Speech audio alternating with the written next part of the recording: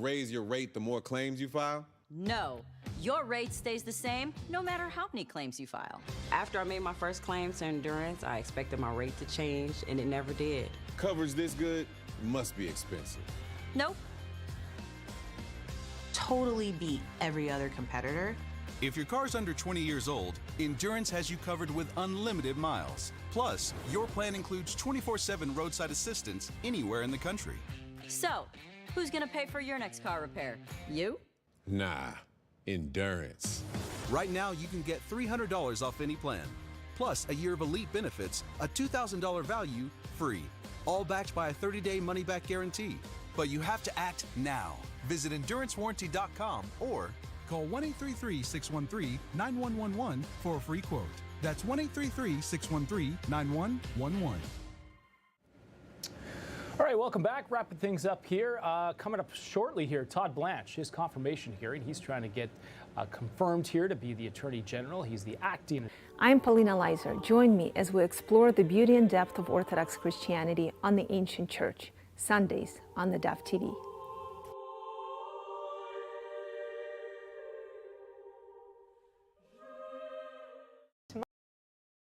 Good morning. You're tuned to the Dove, encouraging and informative, helping Oregon, Northern California, Idaho, and Nevada start the day with news and encouragement. This is Mornings on the Dove. Well, good morning to you. Happy Wednesday, halfway through the week. Welcome to Mornings on the Dove. I'm Perry, joined by my sidekick, live from the Southern Command, Steve Johnson. Hey, happy Wednesday to you. We're halfway through the week. Halfway through the week. Good morning to you. A lot going on in the news. Wow, this you wake up and wait 10 minutes, it'll change. Anyway, welcome. A lot going on in the news this morning. A little bit of, here's a shot a couple of hours ago in the dark of the fire to the north of us called the East Evans Creeks Fire. There it is. And this thing is now up over 5,000 acres. And the problem we have with this fire is what they call spot fires that kind of, what happens is something will explode like a tree or something, and it'll send embers into the air and start another fire. And so they've been dealing with that. Right now the fire seems to be calmed down a little bit. They got a lot of aerial attack on this, a lot of ground crew. We'll talk about this in detail a little bit later on. But that's the picture from early this morning. That's just to the north of us a little bit here, and we're subject to which way the wind is blowing this morning. You can go outside and smell it and taste it. Oh, yeah. So that's what's happening. Anyway, good morning. A lot going on in the big picture of the news, and we'll get into that. And then there's Steve with things to eat. Yeah, and it's very much what you would think in July, post 4th of July. If you have any leftover hot dogs, it's National Hot Dog Day. Ooh, one of my And you know, hot dogs, I don't eat them a lot, but you know, when you want one, you gotta have one. Yeah. Costco is a great place to go just to get the plain basic one. But you know, hot dog has become kind of a gourmet food too. It's not just mustard and ketchup anymore. You can put all sorts of stuff on it. So it is a wonderful thing to have. And talk about a very American thing. I've been still watching these videos of people coming over from England, surprised at the size of things. That I haven't heard anyone say about the jumbo hot dogs, but we've seen those too.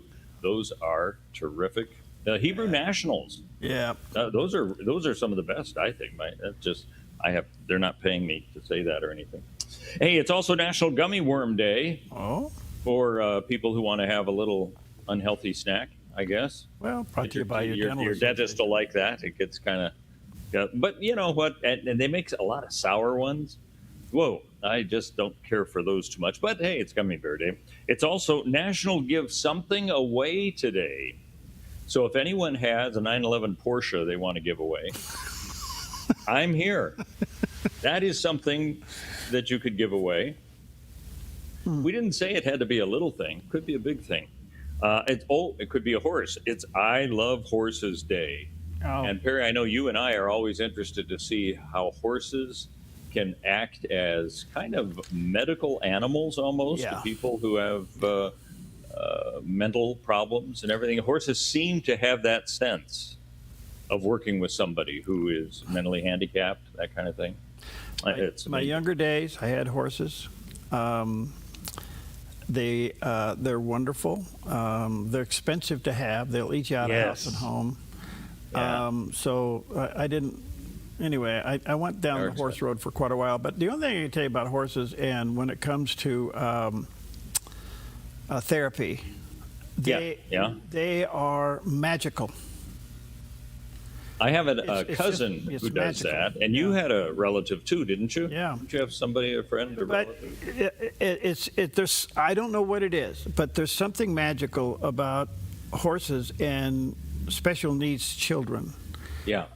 It is remarkable. And then the other thing I want to say to fathers that have daughters, do not let your daughter fall in love with a horse. Sounds like a Waylon Jennings song.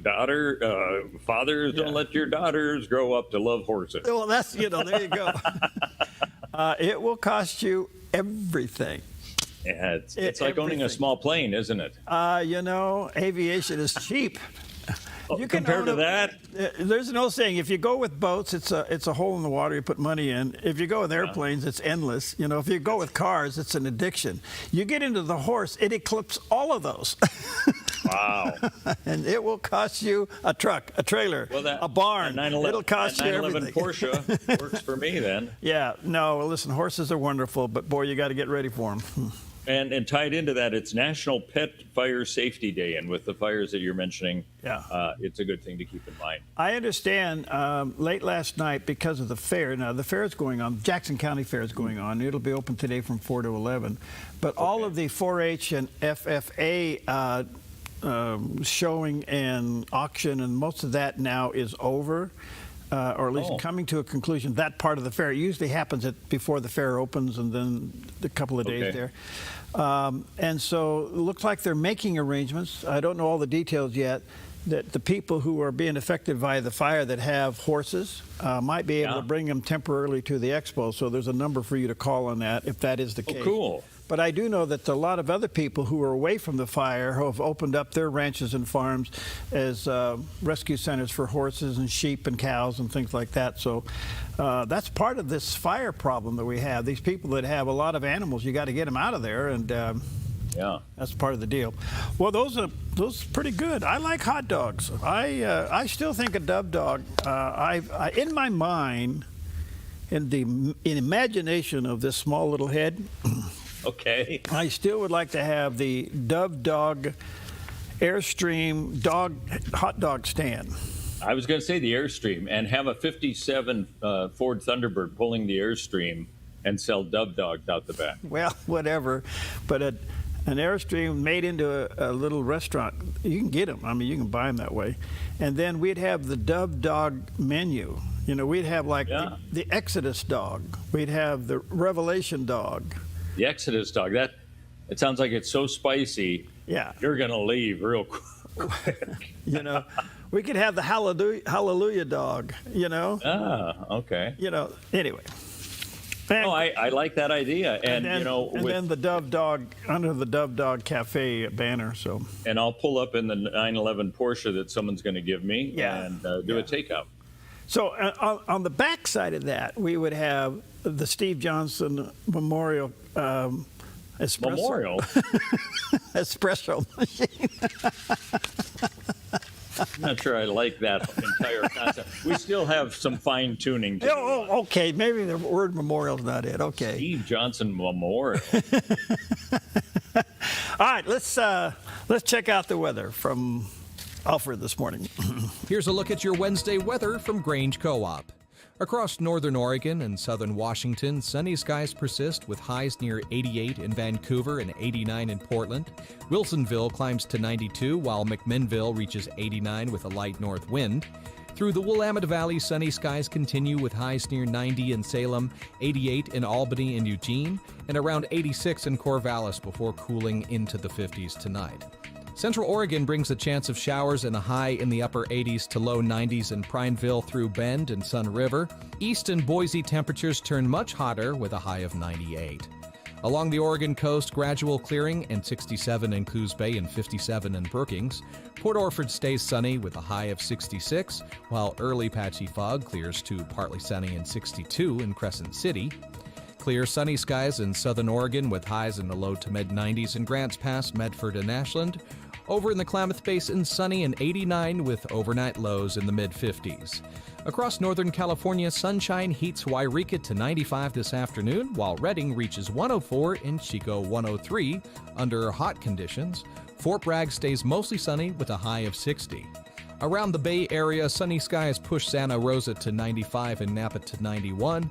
We'll see sunny in San Francisco with a high of 75, while San Jose reaches 89 with plenty of sunshine. For Central California, hot weather persists with Sacramento near 101, while Stockton and Modesto settle around 100. Fresno, Visalia, and Bakersfield climb to 104 under intense sunny skies. That's a snapshot of today's weather from Grange Co-op.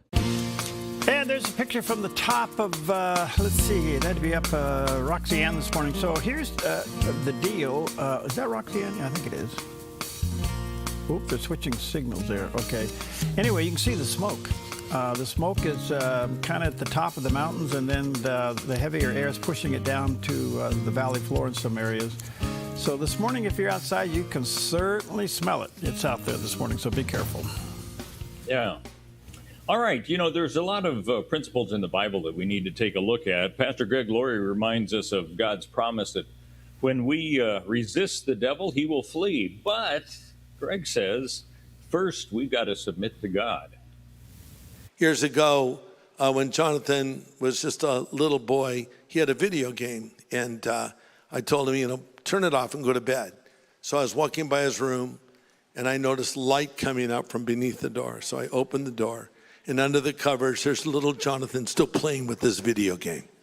I said, Jonathan, I told you to turn that off. And he looked up at me and said, Dad, I couldn't resist myself. It was so cute. I just said, oh, whatever, turn it off. It's just, but that was actually theologically correct. I couldn't resist myself. We like to say the devil made me do it. The devil didn't make you do anything. A man sins when he's drawn away by his own desires, the Bible says. So we are responsible. You say, well, the temptation was too strong. It was irresistible. That's not true. Nothing is irresistible. Even though there's a song about it, you can resist it. The Bible says, resist the devil and he will flee from you. But first it says, submit to God. So first I submit to God, then I resist the devil. 1 Corinthians 10:13 says, there's no temptation that you're going to face that is not common to everybody else. But God, who is faithful, will not allow you to be tempted above your capacity to resist, but will with temptation make a way of escape that you may be able to bear it. Bottom line, there's always an exit sign. You just need to look for it. Yep, look for it. That reminds me of being in the theater where they say, check the exit sign, so you know ahead of time. Yep.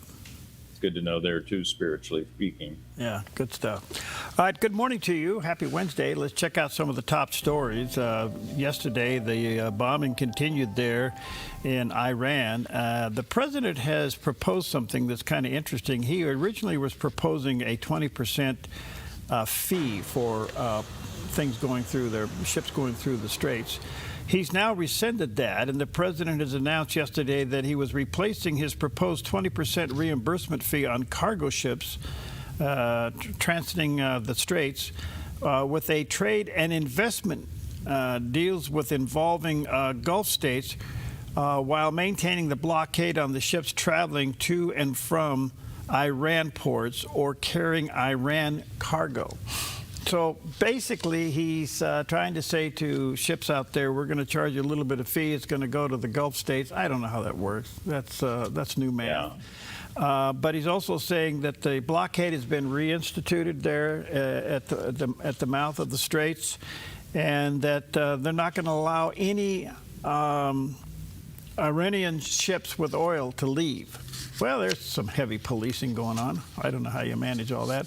But that's the latest from the Straits. In the meantime, you got to remember, oil prices globally reflect globally. So guess what? Our prices went back up, and they're going to continue to go up. Even though we don't get oil from the Strait, our prices are going up. Crazy. Yeah, it's new math. It's new math. That's what's happening. Yeah. All right. Yeah.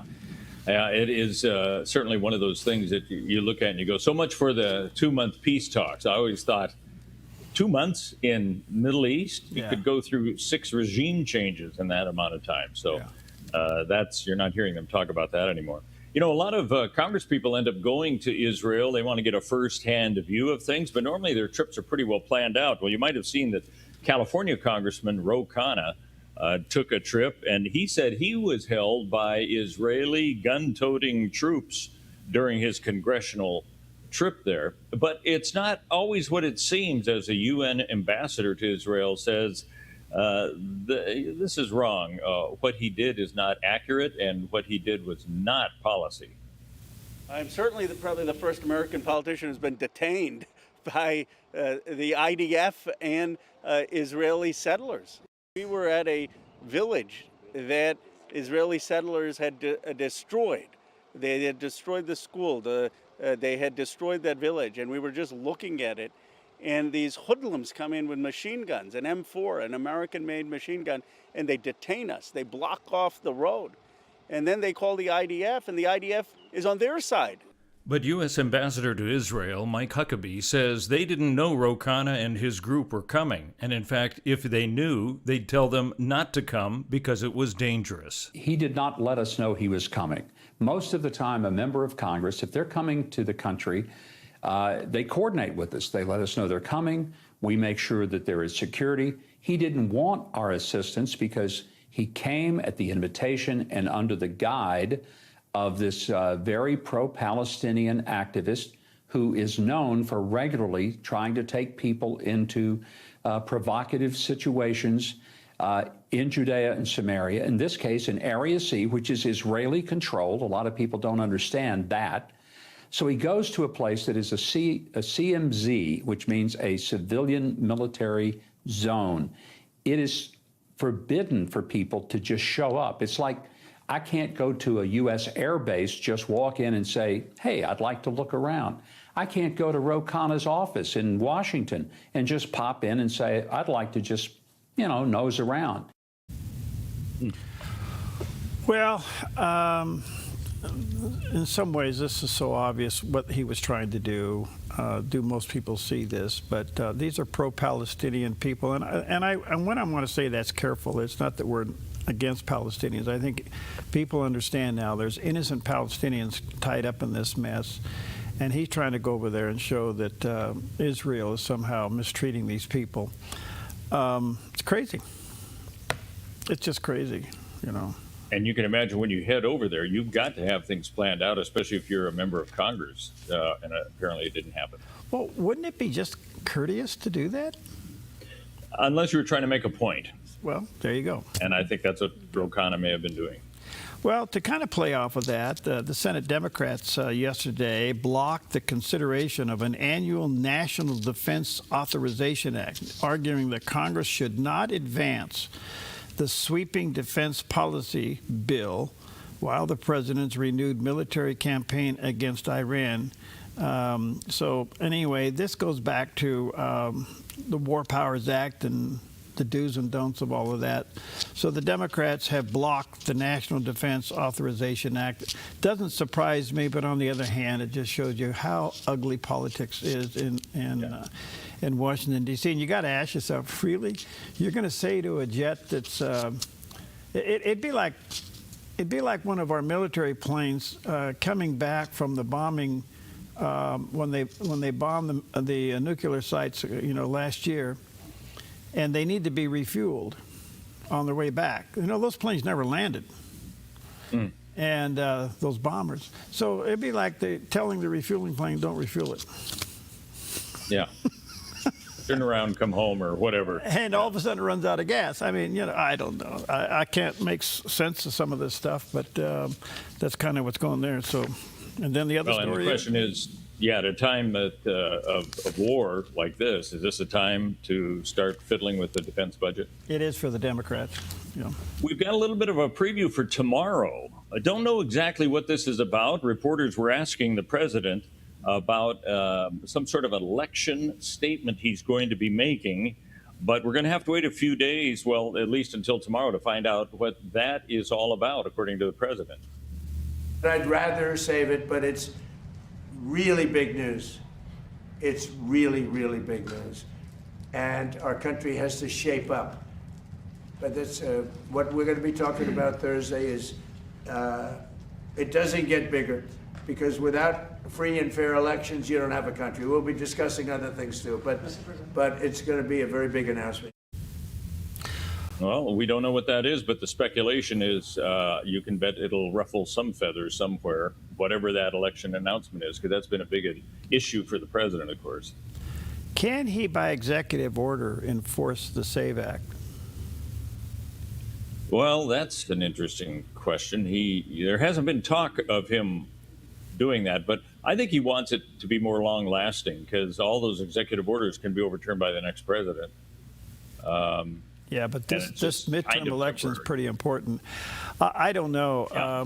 He's very good at teasing things and getting the attention, so we'll see what it is. Well, he's got our attention. We'll have to see what he's going to say tomorrow. Do you think the president likes hot dogs? The president? Sure. Why? Let's see. We had one president who really liked French fries and hamburgers, Bill Clinton. You know, he'd stop by on a jog and go into McDonald's and come out with a hamburger. Probably so. I think, didn't George Bush and George H. Bush both like hot dogs too? I think so. Who doesn't like hot dogs? Well, I know that the president likes Big Macs, you know. The current president? Yeah. Oh, I didn't know that. Okay. Oh, yeah. There's a picture of all of them on Trump 1 or whatever the name of his airplane is. And they were all eating Big Macs. It was kind of a tongue-in-cheek thing. Even RFK Jr. Yes, you're right. I do remember that. Yeah, yeah. Oh, well. Anyway, do you like relish on your hot dogs? No. Really? Onions, yes. Relish, too much of a different flavor. I don't go for relish. I don't relish the idea of relish. See what I did there? But onions are good. And sauerkraut. I wish Costco had not stopped with the sauerkraut. That was always good. See, I do like some stuff that other people don't like, but I don't care for relish. That's just me. Well, I just found out something about you. Okay. Yeah, but I like mustard and okay. All right. Well, we're going to take a quick break and review the menu. We'll be right back.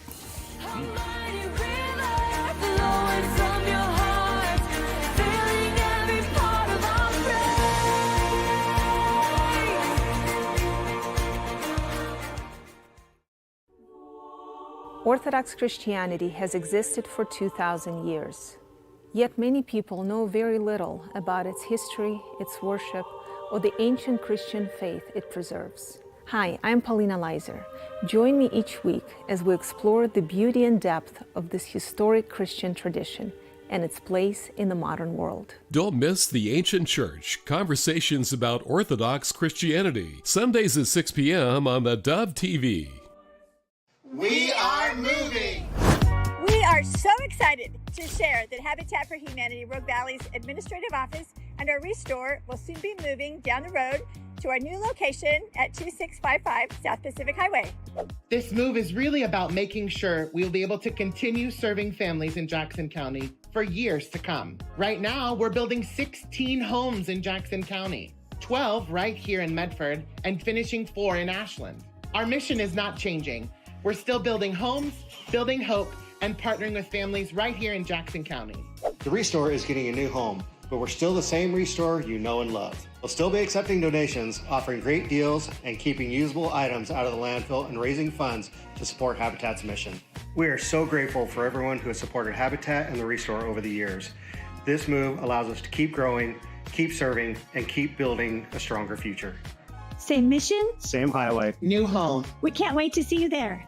Jesus is the answer for the world today. Above him there's no other, 'cause Jesus is the way.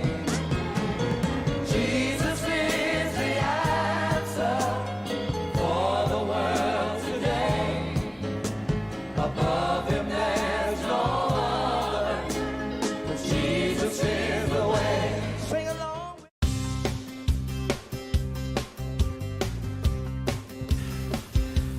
Okay, welcome back. A little bit of a update on the fire in our backyard, and I realize those of you who watch the Dove in your other areas, this is significant for us here in Southern Oregon. We're always concerned about this. It's somewhat of our nightmare, and we have a significant fire now that's been burning for several days. It's called the East Evans Creek Fire.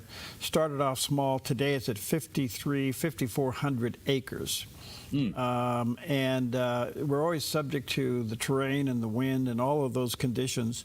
The fire gets so hot sometimes during the day that it'll mix with the cooler air above and even some of the moisture in there and literally create a cumulus cloud. That has happened on several occasions. This morning the fire seems to be a little calm. The temperature inversion is keeping the smoke down on the ground. In fact, you can walk out our door here and smell it and almost taste it. They're fighting this like crazy. Those of you who live in and around the area, you know the evacuation levels 1, 2, and 3. If you get to 1, you know that's you got to go. There's over 1,000 people fighting this fire on the ground, including support personnel. There has been a couple of what they call state structure teams that have been sent, and these are teams that have been sent into the area to help protect structures. And this is going on as we speak. The smoke is unbelievable. They're holding the control lines, and they do that pretty well through the evening when the fire kind of calms down a little bit. But they have what they call spot fires, and these are the ones that kind of spark away from the main fire and start another fire maybe a little bit away. Some of those spot fires yesterday went from 100 acres to 300 acres. Now, that picture you see there was taken earlier this morning that shows you the glow of the fire just to the north of us here. This is just everything that we fear. It's just now upon us. I will say this. They have a lot of bulldozers on the scene. They got quite a few variety of different helicopters working the scene from chemical drops to water drops. That's working. And the aviation part of this has been very strategic. And yet the conditions for them to get out and fly sometimes gets hampered not only by smoke but heat and wind.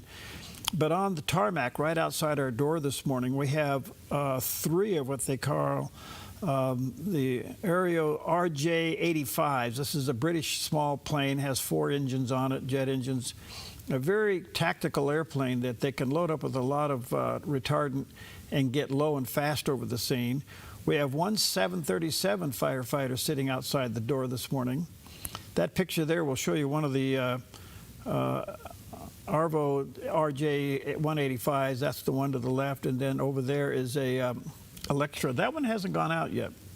And you can't see it now, but there's also a DC-10 on the field. All of these are active during the day, so certainly be praying for this. This is an amazing time. We are so hot and dry around. It's been a very dry spring and now a very extreme fire dangerous summer. And that's the conditions we have out there, so be careful. We'll keep you updated on that fire. There's those who are in that area. You've been well informed. They're holding constant meetings at various schools and places like that to upgrade people. A lot of the roads in that area are obviously closed. Some of the residents in what they call level 1, they've had to move out, but I do know that these structure teams are in there trying everything they can to save their homes. So everything that you need to fight a fire like this is on the scene. Those spot fires are the problems. You just don't know when they'll happen and how they happen. It only takes just a little amber to fly from this fire to go to a dry field and you start another fire. And that's kind of what's happening out there. So now that is the north backdrop to our county fair, which is underway this week. So today from 4 to 11, Friday about 11 a.m. to midnight, and Sunday 11 to 7. So that's kind of what's going on out there. And I just want to say, I got one other little thing I need to say. I did an interview yesterday. How do I handle this? It's one of those few times, you know, I've done, in 40-something years, I've done 21,000 interviews. And every once in a while, you get a bad one. And I had that happen to me yesterday. It took me, I was actually in the middle of the interview trying to ask myself, how in the world do I get out of this? And people say, well, don't you vet people? Yes, we do. But we use different agencies that we've developed relationships through the years, and they helped us get guests like that. And they have the connections, we don't. We use them, they help us, they love the Dove, they want to be on the Dove. It's easier for us now to get people because they want to be on the Dove. And this person came highly recommended, and we trusted the source. And I was dealing with two subjects. One was the subject of the constant growing of these data centers across the country. We've had several try to get into the state of Oregon. I don't know, do you have any down there in there? Oh, yeah. Yeah, and they take a lot of water and concerns that power, way. yeah. So it's a big issue. The data centers, do they employ people, not and all that? Anyway, it's a big issue. And then the other one was this ongoing, well, it's done now. There was a preliminary trial concerning the assassination of Charlie Kirk, and that's over now. And I guess we're waiting to find out if the real trial is going forward. It looks like it probably will. And my guest had some very interesting comments on that. And I have to tell you that, in my opinion, it was just flat off the wall. And I just didn't know how to get out. Anyway, you won't see it on the Dove website. We've taken it off. We took it off the air. And for those who saw that and were offended, I apologize. Every once in a while I get caught, and I got caught, and that's what happened. So. Well, and you know, with the Charlie Kirk situation, we've seen so many conspiracy theorists come out. I mean, it's been crazy that you have to look at it and go, all right, you know, let's just stand back and take another look at all of this and see what's right and not. Because some formerly credible, I'd say, news commentators have really flipped out on some of these conspiracy theories. So, yeah, you're bound to get a few of those people like that, Perry. It doesn't surprise me too much, but you have to take it and say, okay, I think that's a bunch. The information I got looked safe, looked fine until I got into the interview, and then all of a sudden the topic switches right in front of you. And anyway, you learn a lot from those things. But to your point, yeah, I think, you know, there's even rumors and conspiracy now about Graham's death and passing. And yes, there's. Well, I heard of that the day after. It was like, did Russia somehow do something to make him sick? I mean, I don't know. It goes crazy. I don't know. The only thing I can say is that, you know, we've lost decency and dignity. We've lost respect. It's every man for themselves and let the chips fall. And I'd say perspective, too. Yeah. You know, now it's whatever, the internet is that way. So it doesn't surprise me that you get those every now and then. Yeah. You're forgiven, Perry. Well, thank you. Crazy. All right. What do you got there? Oh, well, this is interesting. DEI, diversity, equity, and inclusion. There's another one. Well, we haven't heard much about DEI for, I'd say, months now. Yeah. And so you think, well, maybe this has all been resolved because a lot of companies had said, we're not going to do DEI hiring anymore. Forget it. We're going to, people who are qualified, it doesn't matter what their ethnic background was or whatever the percentages of females to male, if they're qualified, they'll be hired. You know, I think a lot of people have said, well, isn't that the way it always should have been?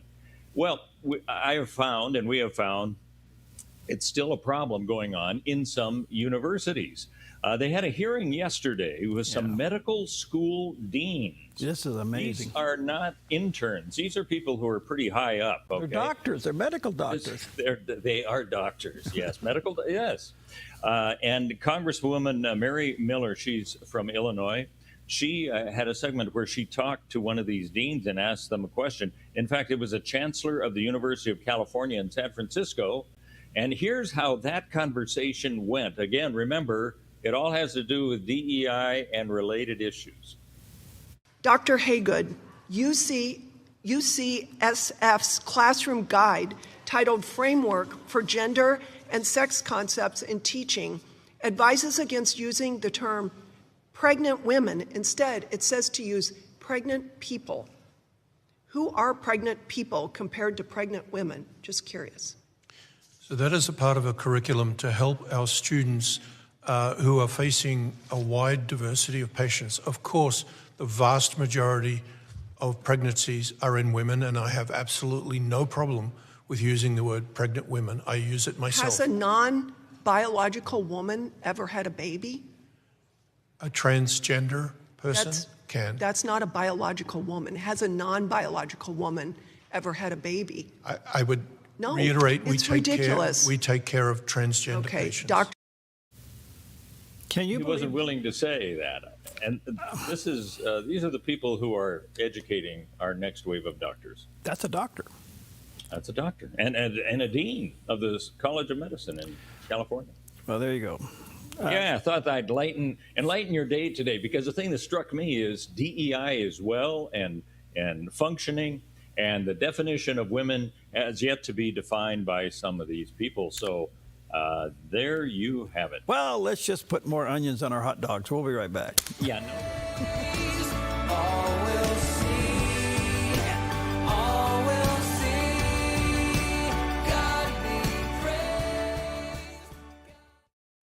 In today's world, we've become too used to hearing bad news. Why not help share a little good news instead? With custom-designed messages in both English and Spanish, manufactured right here in the USA. Wearing apparel from Good News Products is a small but mighty way to help lift the spirits of friends, family, coworkers, and more. Visit goodnewsproductsusa.com today. Use the QR code and take 15% off your first order. Good News Products, because everybody loves good news.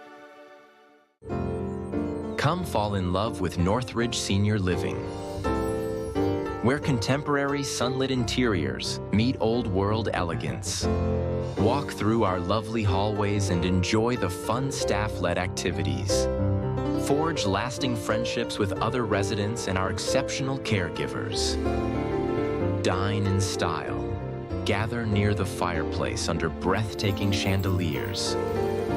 Our reasonably priced apartments are spacious with private balconies. Northridge is Christian-owned and operated, pet-friendly, and only 2 blocks from Asante Rogue Regional Medical Center. On-site, in-home care is available. We also offer senior adult daycare. Your loved one can spend the day with us, and the evenings with you. Northridge Senior Living, your home. Real Life with Jack Hibbs, now on the Dove TV every weekend. Direct from Calvary Chapel, Chino Hills, Jack challenges today's generation to understand and practice the biblical worldview, verse by verse, addressing key cultural and daily life issues. Deepen your walk with Christ to make an effective impact on your world. Don't miss Real Life with Jack Hibbs, Sundays at 10 a.m. and 7 p.m. on the Dove TV. Encouraging and informative. Good morning, back with you. There is Mr. Steve Johnson, and hey, here we are. You got your cup. Is that your first or second? It's my second, and I do remember what it is now. It's Audacio. You probably never heard of it before. It's quite good. What is Audacio? It's audacious. Where does it come from? I don't know. It comes from a bean somewhere in the high rooftops and mountains of Nepal.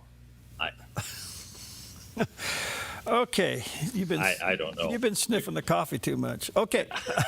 Well, that's true. There's no doubt about that. All right, let's check in with Julie Stahl in CBN News and find out the latest in the Middle East.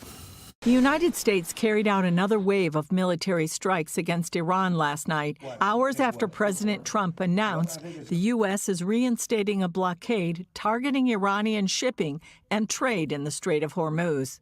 Trump also vowed to keep up the military pressure on Iran. We're hitting them very hard. We had a deal yesterday or the day before yesterday. It was all done. And we're knocking out all of their offensive capability, and we're controlling the straits. We're putting the blockade back. And it's a blockade not for anybody but Iran. Despite the renewed military action, the president insisted the door to diplomacy remains open, but said it all depends on Iran's willingness to negotiate. Now, with all of that being said, you have to get people that want to make something, because they're stone cold crazy. They are crazy. The president announced the U.S. will impose a 20% fee on ships receiving American protection while transiting the Strait of Hormuz, a major shift in international trade policy. We're spending money, and so what we've done is we are going to be reimbursed for protection by the countries that we're helping. Hours later, U.S. Central Command launched a 5-hour operation targeting Iranian military infrastructure. Iran responded with attacks on Bahrain and 2 UAE-linked tankers transiting the Strait of Hormuz, killing 1 mariner and wounding 8 others. Oil prices jumped Monday as fears grew over the security of one of the world's most critical energy corridors. In Gaza, a senior UN official accused Hamas of interfering with humanitarian aid deliveries, saying they endangered humanitarian personnel, intimidated workers delivering life-saving food assistance, and disrupted life-saving humanitarian operations. Armed men linked to Hamas also entered a World Food Program warehouse on Saturday and reportedly assaulted 2 truck drivers who were delivering humanitarian supplies, the statement said. Julie Stahl, CBN News, Jerusalem. Well, senior White House correspondent Kelly Wright joins us now. So, Kelly, it looks like the president has notified Congress. Is that part of the War Powers Act? Well, what is behind this decision to give this notification? Well, it is behind that, and as you know, the Senate passed that, and and Republicans were among that, those people who made that decision for the president to have a War Powers Act, and he's responding to that, notifying Congress that he is involved, that the United States is involved in this military action against Iran over the Strait of Hormuz, and because of that, it's likely that he will talk about this on Thursday when he has an address. Many people are thinking that it would be about that, and he may talk about the military stepping up of that military, how the U.S. military is going to deal with Iran, not putting any boots on the ground, but certainly enforcing what's going on. The memorandum of understanding, the ceasefire, as we know, is done. The president is frustrated with the Iranian regime, and as a result of that, he is making it very clear that the United States military will serve as the guardians of the strait. Well, under the war power, is this a reset of the time commitment? Does he get another 60 days and then another 30 days? And if so, what's the plan going into the midterms? Is this are we going to be in this sort of continual war cycle, resetting the clock on the War Powers Act? You know, that's a good question. I wish I had the answer in terms of how we will reset the clock. The United States military, the Secretary of War, and the President, as well as the Secretary of State and the Trump administration and members of Congress, will have to decide how this clock is reset, how this war is conducted. And in terms of how long it will it go into the midterms with gas prices rising and the Iranian regime knowing that, perhaps pushing it in order to give the President of the United States a black eye in the populace of America, so that people are more concerned about cost, as opposed to being concerned about getting rid of a tyrannical, radical regime that has killed more than 54,000 of its own people and has again repeated death chants to America and Israel, and even going so far as to say that Trump is on their hit list. Well, this is pretty amazing. Yeah. Pretty amazing. All right, let's check out the weather for you today on this beautiful Wednesday morning. Here's a look at your Wednesday weather from Grange Co-op. Across northern Oregon and southern Washington, sunny skies persist with highs near 88 in Vancouver and 89 in Portland. Wilsonville climbs to 92, while McMinnville reaches 89 with a light north wind. Through the Willamette Valley, sunny skies continue with highs near 90 in Salem, 88 in Albany and Eugene, and around 86 in Corvallis before cooling into the 50s tonight. Central Oregon brings a chance of showers and a high in the upper 80s to low 90s in Prineville through Bend and Sun River. East and Boise temperatures turn much hotter with a high of 98. Along the Oregon coast, gradual clearing and 67 in Coos Bay and 57 in Brookings. Port Orford stays sunny with a high of 66, while early patchy fog clears to partly sunny and 62 in Crescent City. Clear sunny skies in southern Oregon with highs in the low to mid-90s in Grants Pass, Medford, and Ashland. Over in the Klamath Basin, sunny and 89 with overnight lows in the mid-50s.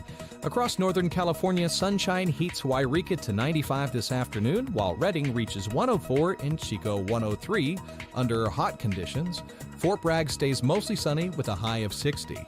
Around the Bay Area, sunny skies push Santa Rosa to 95 and Napa to 91. We'll see sunny in San Francisco with a high of 75, while San Jose reaches 89 with plenty of sunshine. For Central California, hot weather persists, with Sacramento near 101, while Stockton and Modesto settle around 100. Fresno, Visalia, and Bakersfield climb to 104 under intense sunny skies. That's a snapshot of today's weather from Grange Co-op.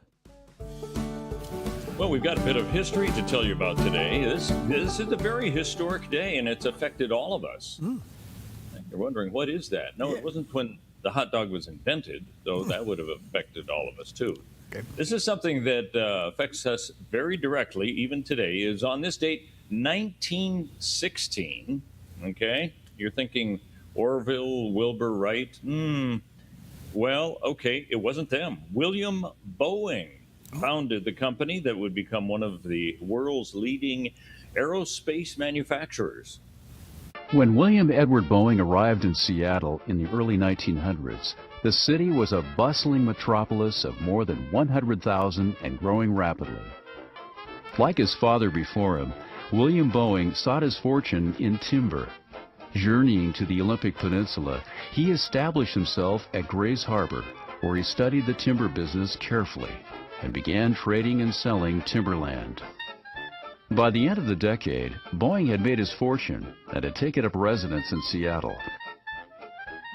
Like other wealthy young bachelors, he frequented the University Club, smoking cigars and discussing the issues of the day. There, he met George Conrad Westervelt, a Navy engineer just arrived in the Northwest. The two men shared a fervent interest, the new science of aviation. Flying machines were still a novelty at the time. Their design had advanced very little from the early box kite prototype of the Wright brothers. On the morning of July 4th in 1914, Boeing and Westervelt decided to celebrate Independence Day by purchasing rides in an airplane flown by a barnstormer off Lake Washington. Bill Boeing went first. The pilot revved the engine, the craft raced across Lake Washington, then lifted off into the air. Sitting on the lower wing of the plane, Boeing's feet were braced against footrests, his hands gripping the edge of the wing. There were no seat belts. William Boeing was thrilled by the experience. When the plane touched down, he exchanged places with Westervelt, then immediately went back up again when Westervelt landed. The two men spent the rest of the day repeating the experience. By mid-afternoon, they were already planning how to design a better airplane. What began as a holiday lark on the 4th of July in 1914 became one of the world's greatest airplane companies. At Boeing, the very best of what we do captures the excitement and adventure of that first flight. Isn't that amazing? I did not know that Timber part. to flying. I mean, I had an interest like you do. Well, flying, it's an sure. addiction. Yeah, you got to be careful. You can get. And back then it was like science fiction too. Yeah. You know, you get up in the air and you're actually, it's not a balloon. No. It's something that actually is propelling me across time and space. Ah, wonderful. All right, the ICC. You know what that is? The International Criminal Court. Who they think? I think they do think they are the god of the world. You know.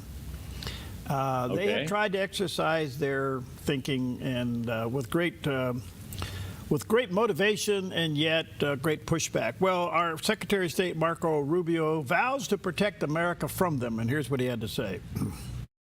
For 250 years, Americans have governed ourselves as a free and sovereign people. We choose our own leaders, we determine our own laws, and when we're accused of a crime, we stand for judgment before a jury of our own peers. This is the essential and indispensable feature of our form of government. It is the foundation of our shared way of life. But today, powerful people in faraway places want to take that away from us. They believe that they should be in charge of your laws, of your country, your life, and they don't care whether or not you agree. Halfway across the world, there's an institution that calls itself the International Criminal Court. Maybe you've heard of it, maybe you haven't. But chances are you don't know the names of its judges, of its prosecutors, or its president. And you shouldn't have to. But as we speak, the ICC and its friends are waging a war against our country, not with bullets or missiles, but with statutes and compacts and the force of so-called international law. When the ICC was born 24 years ago, they told us that it was merely a narrow backstop, a global court that would step in to prosecute only the gravest offenses, things like genocide and war crimes, and only when a nation's courts were unable to prosecute them on their own. But the truth is, it was something far more radical and extreme. It was a global tribunal staffed by unelected globalist bureaucrats who claim their power is almost unlimited. The danger of this global court has only continued to grow. Today, it threatens every aspect of our political and legal system. Border Patrol agents removing violent criminals from our country, American Marines risking their lives to defend our homeland, prosecutors working to dismantle terrorist plots to attack and kill Americans. If we stand idle, all of them would be at the mercy of foreign judges thousands of miles away, facing the constant risk of prosecution and even imprisonment for the so-called crime of defending their own country. The American people never agreed to any of this, and they never will. Read the words of our Declaration of Independence. We fought a revolution against a foreign power transporting us beyond seas to be tried for pretended offenses. Independence is our birthright. We will never let foreign bureaucrats take that away from us. This administration will not sit by as the ICC and its allies seek to threaten our people. If they believe they can deprive us of our sovereignty, we will teach them the full meaning of American resolve.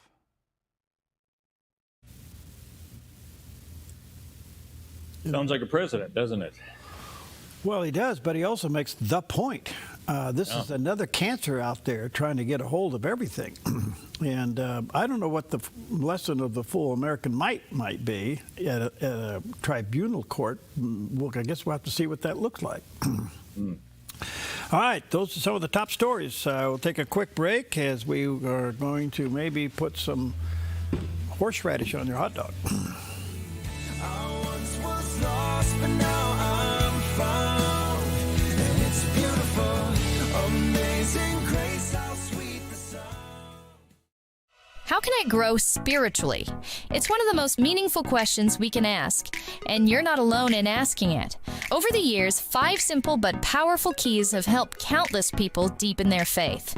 1, rediscover the Bible. Let God's Word speak to you in new and fresh ways. 2, restart your prayer life. Even small, consistent steps make a big difference.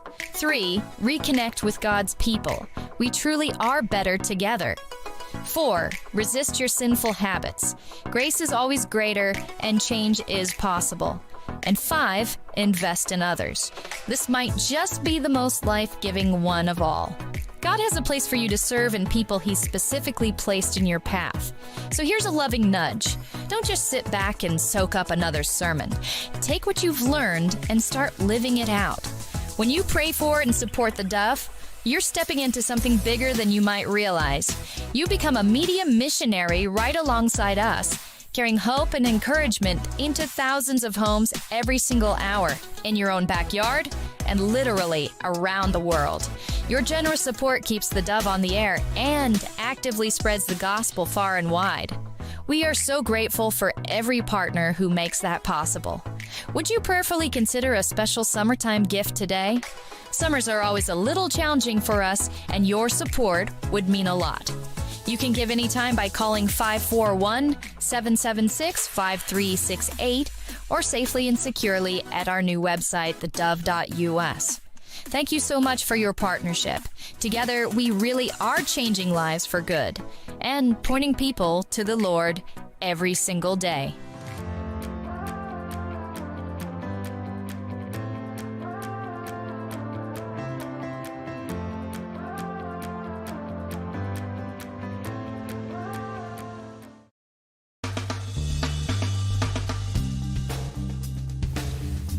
Okay, welcome back. About 8 minutes before the top of the hour. Stephen Perry with you today. The Christian Ministry Open Doors. These guys are frontline battle warriors. Boy, they're out there. Highlights the Christians who have remained in Iraq despite being tortured and killed. Here's an update. It was my 16th birthday, I remember. We woke up and we found a bullet folded with a paper dipped into the blood. We opened the paper and it was written that you need to leave in 24 hours, otherwise you are going to be killed. That threat was made by Al-Qaeda because of our faith. Although Christians are a minority in Iraq, believers have worshipped in the country since the 1st century. I remember just in my suburb where I lived, there were like about 150,000 Iraqi Christians in Baghdad, and that was just a suburb. Since ISIS took control in northeastern Iraq in 2014, many Christians have fled Iraq for their safety. Fewer than 200,000 Christians remain in the country, where they continue to face pressure. They were saying that we are paying to stay in this country, and we paid big time. We paid our life, we paid our future, so we cannot give another sacrifice anymore to stay in this country. Despite the risks and pressure, some Christians have chosen to remain as witnesses to Christ's love. One of the reasons also that led me to stay is to give a testimony for the youth, to be the hope carrier for the Christian generations in Iraq. I'm requesting your prayers that our people may have hope to stay in Iraq, to represent the image of Christ in Iraq, because we need that example, the example of love and the example of forgiveness in this country. Please pray. Although the influence of IS has diminished in Iraq, extremist militias are still putting pressure on Christians. Pray that believers would be protected from persecution and hostility. Pray that Christians in Iraq would have hope to remain and represent the love of Christ as the population continues to recover from decades of conflict. Pray for leaders like Simon and Michael, that they would lead their congregations with faith and integrity. All right, sorry about the audio, we'll get that straight, but I think sometimes we forget the pressure that other Christians are living. I'm thinking of Sudan, you got there in Iraq. Yeah. Wow. Well, I think some of us have been amazed to even think that there are Christians in Iraq, and clearly there are, a couple 100,000. Coming up, Bill Gallagher will be with us. What do you do when God's quiet?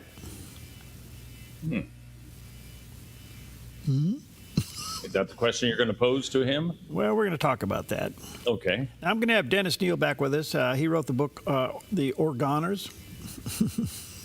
Okay. People who've left Oregon, is that the idea? Oregonians that have left the place. And we'll be talking about, has Americans misunderstood and dropped the understanding of capitalism? Do you think the average American understands the word capitalism when it's been demonized by the left?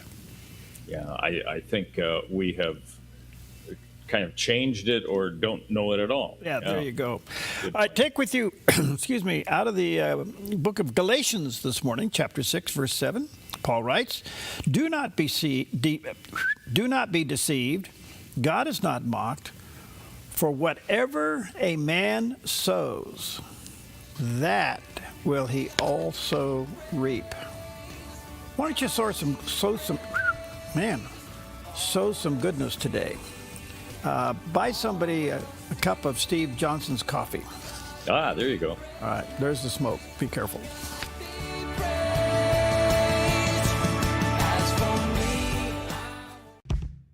Your property demands equipment with more reliability, durability, and versatility built in. Kubota equipment is ready to get the job done right.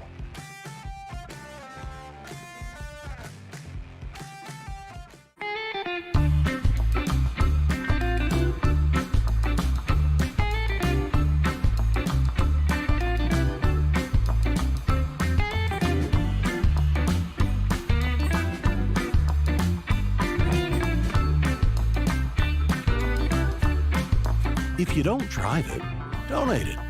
By supporting us, you'll get even more mileage out of it. Thank you from the Dove TV. What if the school you chose shaped who your child becomes forever? At Rogue Valley Adventist Academy, every lesson begins with purpose. We are a pre-K through 12th grade private school built on one mission: to educate, mold, and inspire service through a personal relationship with Jesus Christ, where students find their voice through music, build tomorrow's solutions in our makerspace, compete with heart and integrity on the court, and prepare for real life every single day. RVAA is a safe, student-centered community where every child is known by name, not just a number. From pre-K through 12th grade, your child will be challenged, supported, and loved. Enroll now. Openings are limited. Visit rvaa.us or call 541-773-2988. Rogue Valley Adventist Academy, located in Medford. Join in and stand out. Having Kelly's be an automotive shop that takes care of people first is everything that you could hope it could be. Customer service and caring about others first is extremely important, and why we come here and why we keep coming here, and now why our children come here. The first experience they had with Kelly's, got in right away, took care of them, was honest with them, and they were like, I'm going nowhere else but Kelly's from here on out. And so just in one experience, you have 18-year-old kids being like, that's where I'm taking my car. The world has a view, but God has the vision. That's what sets the Vision TV show apart. The Vision is an inspirational talk show that elevates voices of faith through powerful conversations, highlighting changemakers making a difference, blending heartfelt storytelling with practical insight, encouraging viewers to live life with clarity, compassion, and vision. Join Elvita King and friends for The Vision, Tuesdays right here on theDove TV. Grab a cup of coffee and start your day right. Join us for Mornings on the Dove.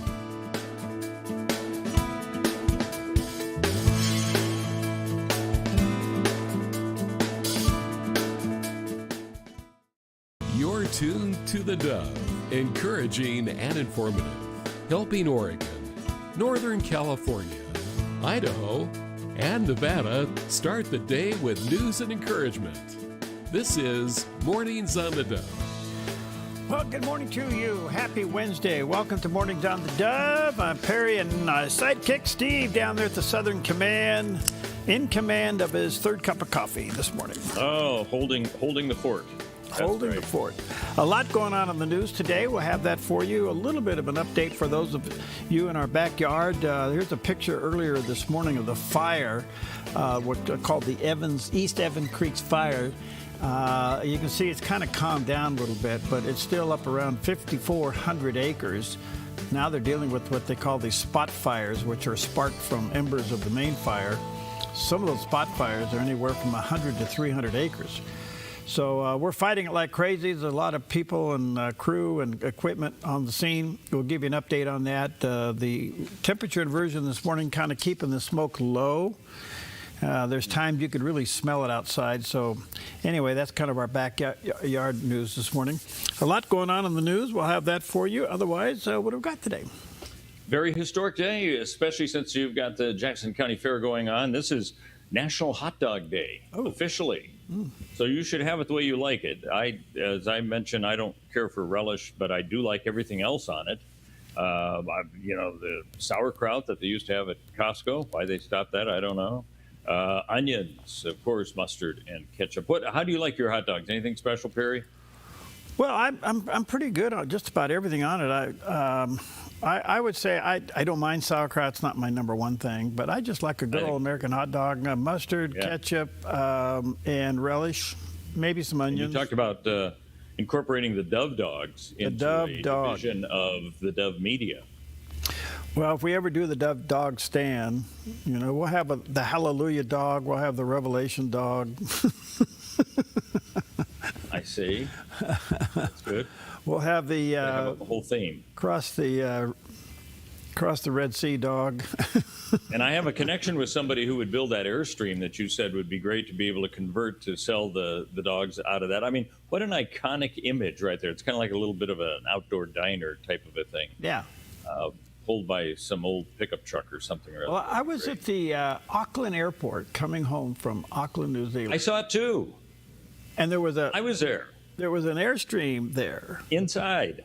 and it actually had, they were doing coffee and donuts, but they had a hot dog. This one was outside. Maybe you saw. Maybe they move it in and out. This one was kind of out. They may, yeah. Well, out by where you That's a check nice the thing luggage. about them. And I go, gosh, that's where I got the idea. If we had an Airstream and you can convert them into a little restaurant and do the Dove dog stand. Yeah. Well, remember there used to be that Pullman Pies company. Did you ever see one of those? They bought old Pullman trains. Yes.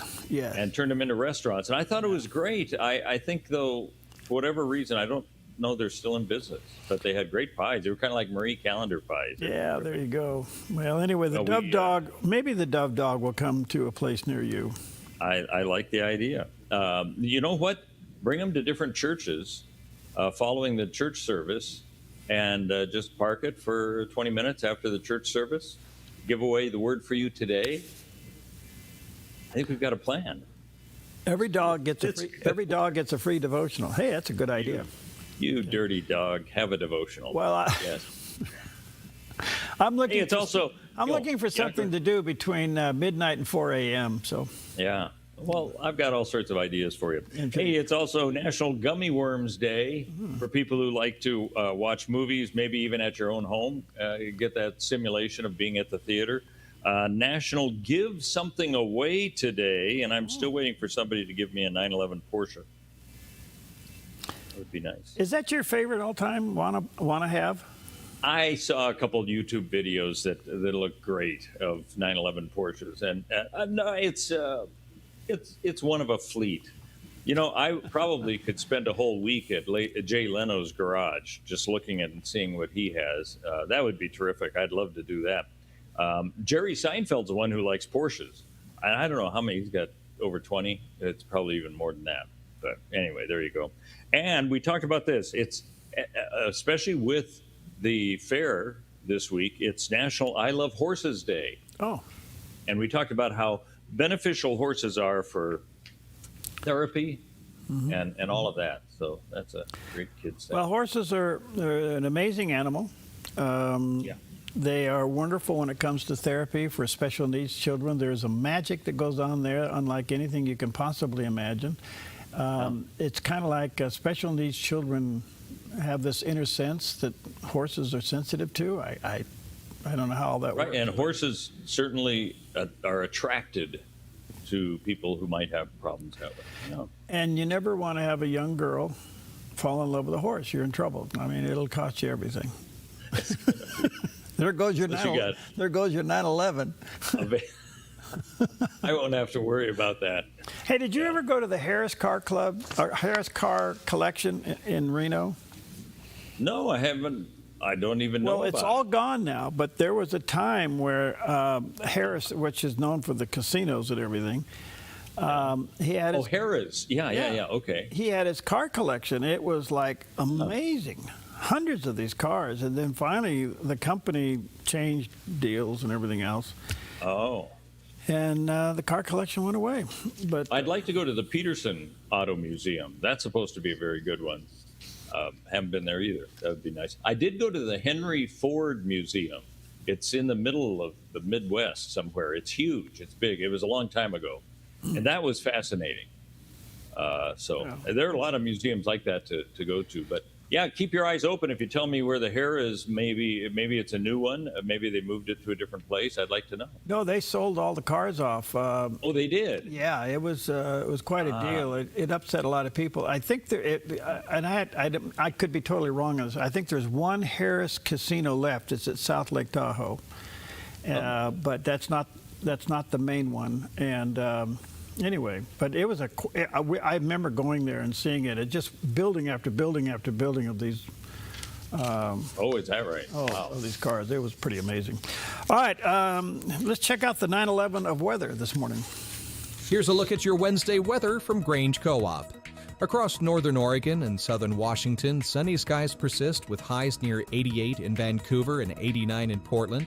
Wilsonville climbs to 92, while McMinnville reaches 89 with a light north wind. Through the Willamette Valley, sunny skies continue with highs near 90 in Salem, 88 in Albany and Eugene, and around 86 in Corvallis before cooling into the 50s tonight. Central Oregon brings a chance of showers and a high in the upper 80s to low 90s in Prineville through Bend and Sun River. East and Boise temperatures turn much hotter with a high of 98. Along the Oregon coast, gradual clearing and 67 in Coos Bay and 57 in Brookings. Port Orford stays sunny with a high of 66, while early patchy fog clears to partly sunny and 62 in Crescent City. Clear sunny skies in southern Oregon with highs in the low to mid-90s in Grants Pass, Medford, and Ashland. Over in the Klamath Basin, sunny and 89 with overnight lows in the mid-50s. Across Northern California, sunshine heats Wairika to 95 this afternoon, while Redding reaches 104 and Chico 103 under hot conditions. Fort Bragg stays mostly sunny with a high of 60. Around the Bay Area, sunny skies push Santa Rosa to 95 and Napa to 91. We'll see sunny in San Francisco with a high of 75, while San Jose reaches 89 with plenty of sunshine. For Central California, hot weather persists, with Sacramento near 101, while Stockton and Modesto settle around 100. Fresno, Visalia, and Bakersfield climb to 104 under intense sunny skies. That's a snapshot of today's weather from Grange Co-op. There's a picture of our valley this morning. Got a few clouds keeping the smoke down at mountaintop level, and some of it right down on the valley floor at the north end. So that's all from the Evans Creek fire. We'll give you an update on that coming up in just a few moments. Perhaps today you are thinking, how should I live my life today? It's just things have gotten too complicated. Greg Laurie says, you can simplify it. He says, today you should walk in the light and be transparent with God. But if we're living in the light, as God is in the light, then we have fellowship with each other, and the blood of Jesus Christ cleanses us from all sin. God wants us to live in the light. And in the Bible, light is a picture, a metaphor for walking closely with God. Darkness is a picture or metaphor for walking in sin. It's a lot easier to find things when the lights are on. I always wake up before my wife does, and I'll be stumbling around looking for my clothes, and I walk out going, oh wait, I put my wife's shirt on. I knew it was tight. But so you turn the light on, oh, there it is. You can find things, right? So everything is different when you turn the light on. And the Bible uses this picture for our relationship with the Lord. In Ephesians 5, it says, you were formerly darkness, but now you're light in the Lord. So walk as children of the light. For the Christian who is living in light, he will not be living in sin. Real faith is proven by obedience. You're either in the light or you're not in the light. And so when you're in the light, it means that you will be honest. God is not looking for perfection. He's looking for transparency. So he shines the light in our life to expose our sin so we will turn from it and find his forgiveness. Good stuff. Do you walk in the light? All right, good morning to you. Let's take a look at some of the top stories. Of course, the Middle East is one of the big top stories out there continuing today, and the Straits of Hormuz, the president has reinstated the blockade.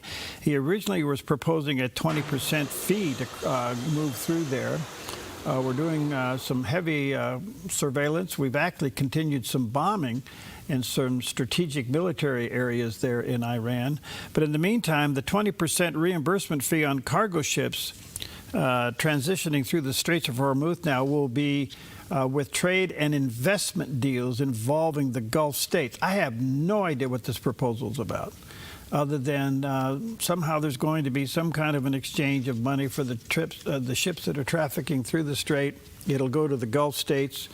But he is completely blockading any of the Iran ships with oil to leave. So he's really tightened things down there, and we'll just have to wait and see how this plays out. In the meantime, oil prices across the globe bump back up. I know Iran has said we're going to make things tough for everybody. So we'll have to see. It changes at a moment's notice for sure.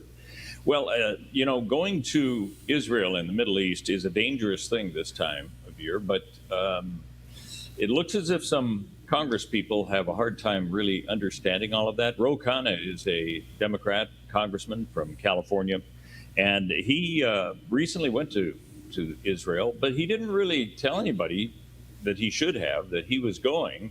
and he said he got stopped by some gun-toting Israelis. I'm certainly probably the first American politician who's been detained by the IDF and Israeli settlers. We were at a village that Israeli settlers had destroyed. They had destroyed the school. They had destroyed that village, and we were just looking at it. And these hoodlums come in with machine guns, an M4, an American-made machine gun, and they detain us. They block off the road. And then they call the IDF, and the IDF is on their side. But U.S. Ambassador to Israel, Mike Huckabee, says they didn't know Ro Khanna and his group were coming. And in fact, if they knew, they'd tell them not to come because it was dangerous. He did not let us know he was coming.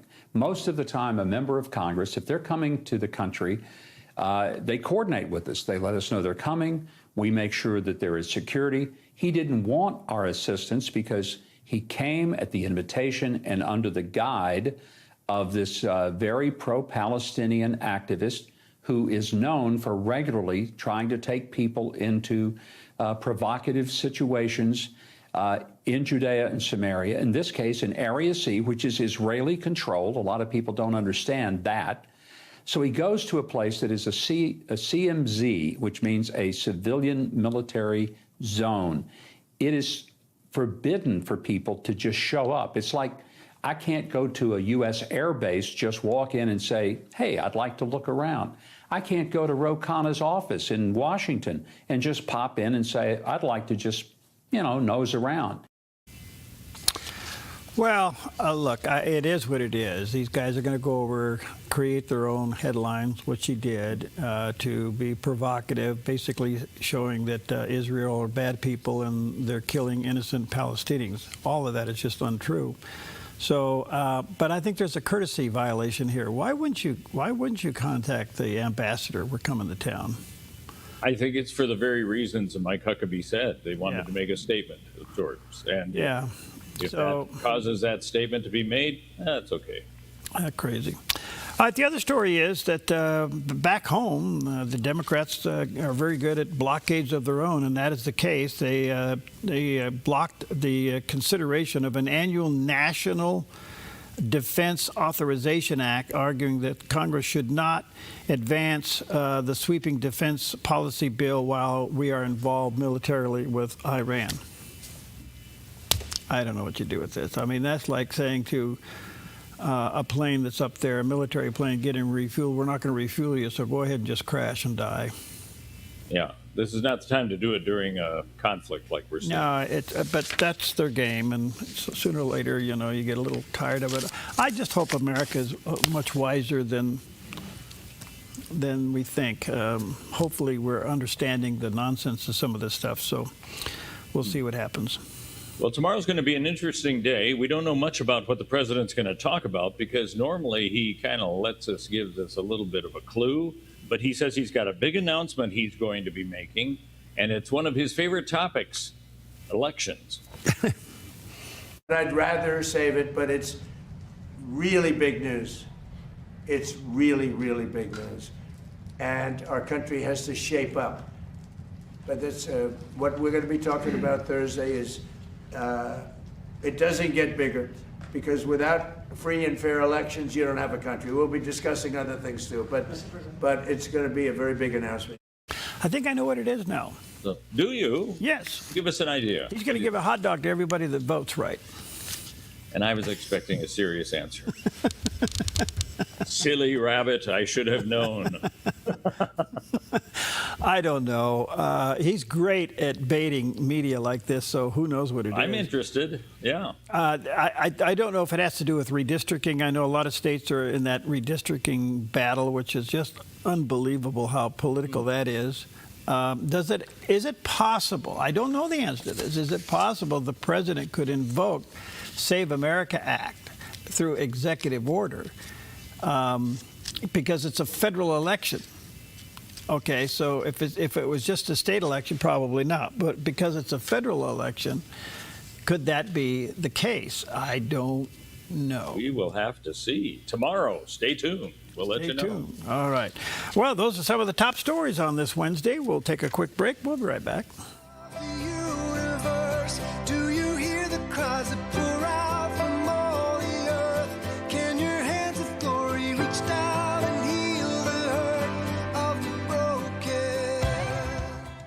Buying or selling a home can be stressful. It's one of the biggest decisions you'll make in your lifetime. That's why it's important to work with someone you trust, someone who has the right experience and knowledge of the market. Hi, we're Patrick and Paulina Leiser with Leiser Real Estate Group. And whether you're looking to buy or sell a home, our mission is to take the stress out of the transaction and make it as seamless and rewarding as possible. Contact us today. We look forward to working with you. There may have never been another time in history when end times prophecy has been more aligned with the culture and circumstances of the world than it is today. I believe there are 10 phenomena we are witnessing today that were recorded centuries ago in Bible prophecy. Join Dr. David Jeremiah in his series, Where Do We Go From Here? On the next episode of Turning Point, right here on this station. Weekends on the Dove TV.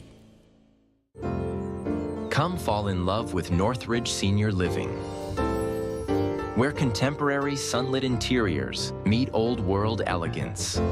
Walk through our lovely hallways and enjoy the fun staff-led activities. Forge lasting friendships with other residents and our exceptional caregivers. Dine in style. Gather near the fireplace under breathtaking chandeliers. Our reasonably priced apartments are spacious with private balconies. Northridge is Christian-owned and operated, pet-friendly, and only 2 blocks from Asante Rogue Regional Medical Center. On-site, in-home care is available. We also offer senior adult daycare. Your loved one can spend the day with us and the evenings with you. Northridge Senior Living, your home.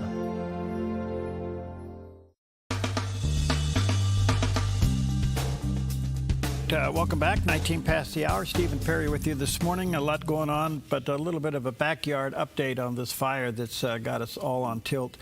And no matter where you're listening or watching the Dove, it's high fire danger throughout the Pacific Northwest and on the western side of the country. It's just really dry. That's a picture of the fire yesterday afternoon. And the heat from the fire goes up and mixes with the cooler air and even the moisture in there, and literally forms its own cumulus cloud on top of the smoke. This morning, with the temperature inversion, the smoke is kind of down on the ground, mountaintop and down on the ground. That picture there was taken a couple of hours ago. It just shows you the glow. The fire, East Evans Creek fire, is up to about 5,400 acres. It's only about 5% contained. The problem is, these fires, especially when there's wind involved, starts what they call spot fires. That's when an amber would just kind of fly through the air and land in some dry area and start another fire. And there were several of those yesterday afternoon, anywhere from 100 to 300 acres, spot fires, if you can imagine that. So then the crew has to be, split off to go out and stop those spot fires. The control lines through the night are being held, which is good as the fire calms down and the cooler air comes in. If you live in or around the area, I'm sure you're aware of the levels of evacuation. 3, 2, 1 basically is 1 as you go. And there's a picture of the fire map, and there's a picture of the evacuation notices in and around the area. The state has sent down, the governor's approved, what they call structural teams, and these are teams that are really good at protecting structures.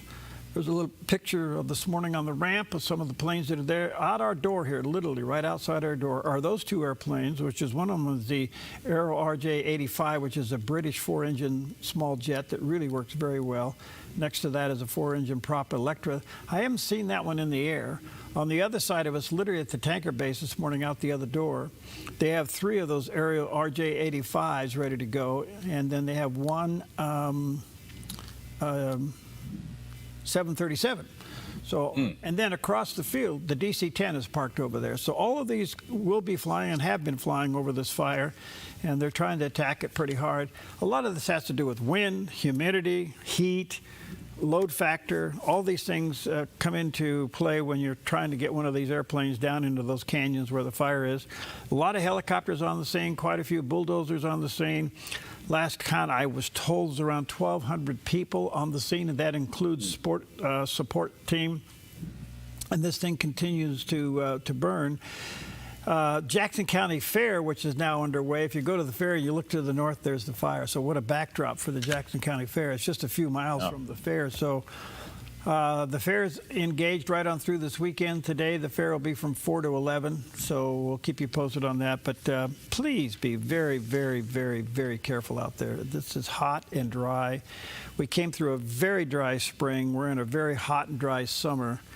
And we're hoping the prediction by the climatologists that somehow in August, what they're calling for a super El Nino will start. They say we've only seen 3 of these in 30 years, which basically means we could see a very active winter, a lot of rain and snow. I don't know. I mean, that's what the climatologists are telling us. So we'll see how that pans out. So be Too careful. bad it can't come a little earlier. Yeah. Yeah, you can tell something's going on because the acorns in the trees are there early. Yeah, you mentioned that. And they're dropping early, so that's usually some kind of an indicator. Anyway, fattening up all the wildlife. Huh? Yeah, it fattens up the deer for the winter, but so thank God for his creation. All right, let's take a look at some of the activity on Wall Street this morning, and thank you, Preston. He has Smart Lawn. It's a smart way to go because you don't have to water it. There you go. Save your water. All right, the Dow's up 57 points. The Nas has jumped up 126, almost 127 points, and the S&P up 24, which kind of drives everything. So it's some nice green ink this morning with the numbers going on in spite of the Middle East. Gold's up a little bit, 4,094. Silver is almost back to $60, not quite, but there's a problem. Look at that. Crude oil back to $85.77 a barrel. So there we go. Yeah. Well, they had a hearing in Washington. It was a congressional hearing on DEI's impact in medical schools. You might have thought, DEI? Let's see, I kind of remember hearing about that months ago. Hasn't that been resolved? The whole diversity, equity, inclusion category listings? Some companies have. They've kind of said, we're getting away from all of this. Apparently, in education, they necessarily haven't done that. Congresswoman Mary Miller is from Illinois. She's part of that committee. And she asked several of the deans of medical schools. So these are doctors who are the head of the educational aspects of teaching medicine to doctors, would-be doctors, nurses, and so on. And she asked the chancellor of the University of California in San Francisco about the aspect of procreation.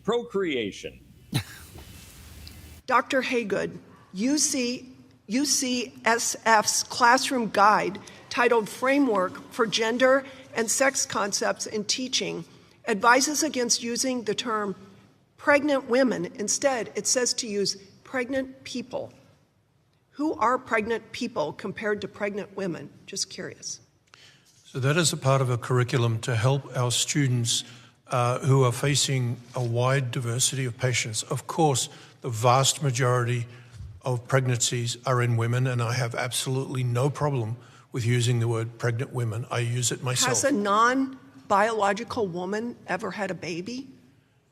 A transgender person can. That's not a biological woman. Has a non-biological woman ever had a baby? I would reiterate, we take care of transgender patients. Doctor. Okay, so basically, he can't answer the question, can a man have a baby? And they move it over into the transgender category, okay? Now, what's interesting about this, first of all, I think the Secretary of Education now has already indicated she's going back after universities and will start defunding them based upon this kind of baloney right here. Oh. She's going to start, they were supposed to drop DEI. And if you're going to have DEI in a medical school with that kind of a medical explanation, why in the world would you ever go to that school? And why in the world should our tax federal dollars funds go to it? Yeah. Yeah. The other part of this equation happened a couple of days ago, a week or so ago, when the Supreme Court passed the law basically saying that boys could not play in girls' sports. Now, what happened in that decision was something very interesting. All of the argument of that case, of those who wanted boys to play in girls' sports, were using the term transgender. Yes, yes. Yeah. And then the argument changes. The word transgender is dropped, and it went to what it really is, boys. Biological boys playing in biological girls' sports. And when the decision came down, it was boys and girls' sports. Now, to me, that was as big as the decision, where you start wiping out the craziness of words being used to get us to think differently. And that certainly has to apply over here at this medical school. I cannot believe the dean of a medical school sitting there, a medical doctor himself, giving that answer. What in the world is going on? He seemed pretty confident, and I believe he was not the only one. Yeah, no, there were two others. Yeah, I watched some of that hearing. I go, this is unbelievable. How in the world? Why would you ever go to that school? Welcome to San Francisco. San Francisco. That's where it is. University of San Francisco. Yeah. Okay, well, let's go back to hot dogs, and we'll take a quick break. We'll be right back.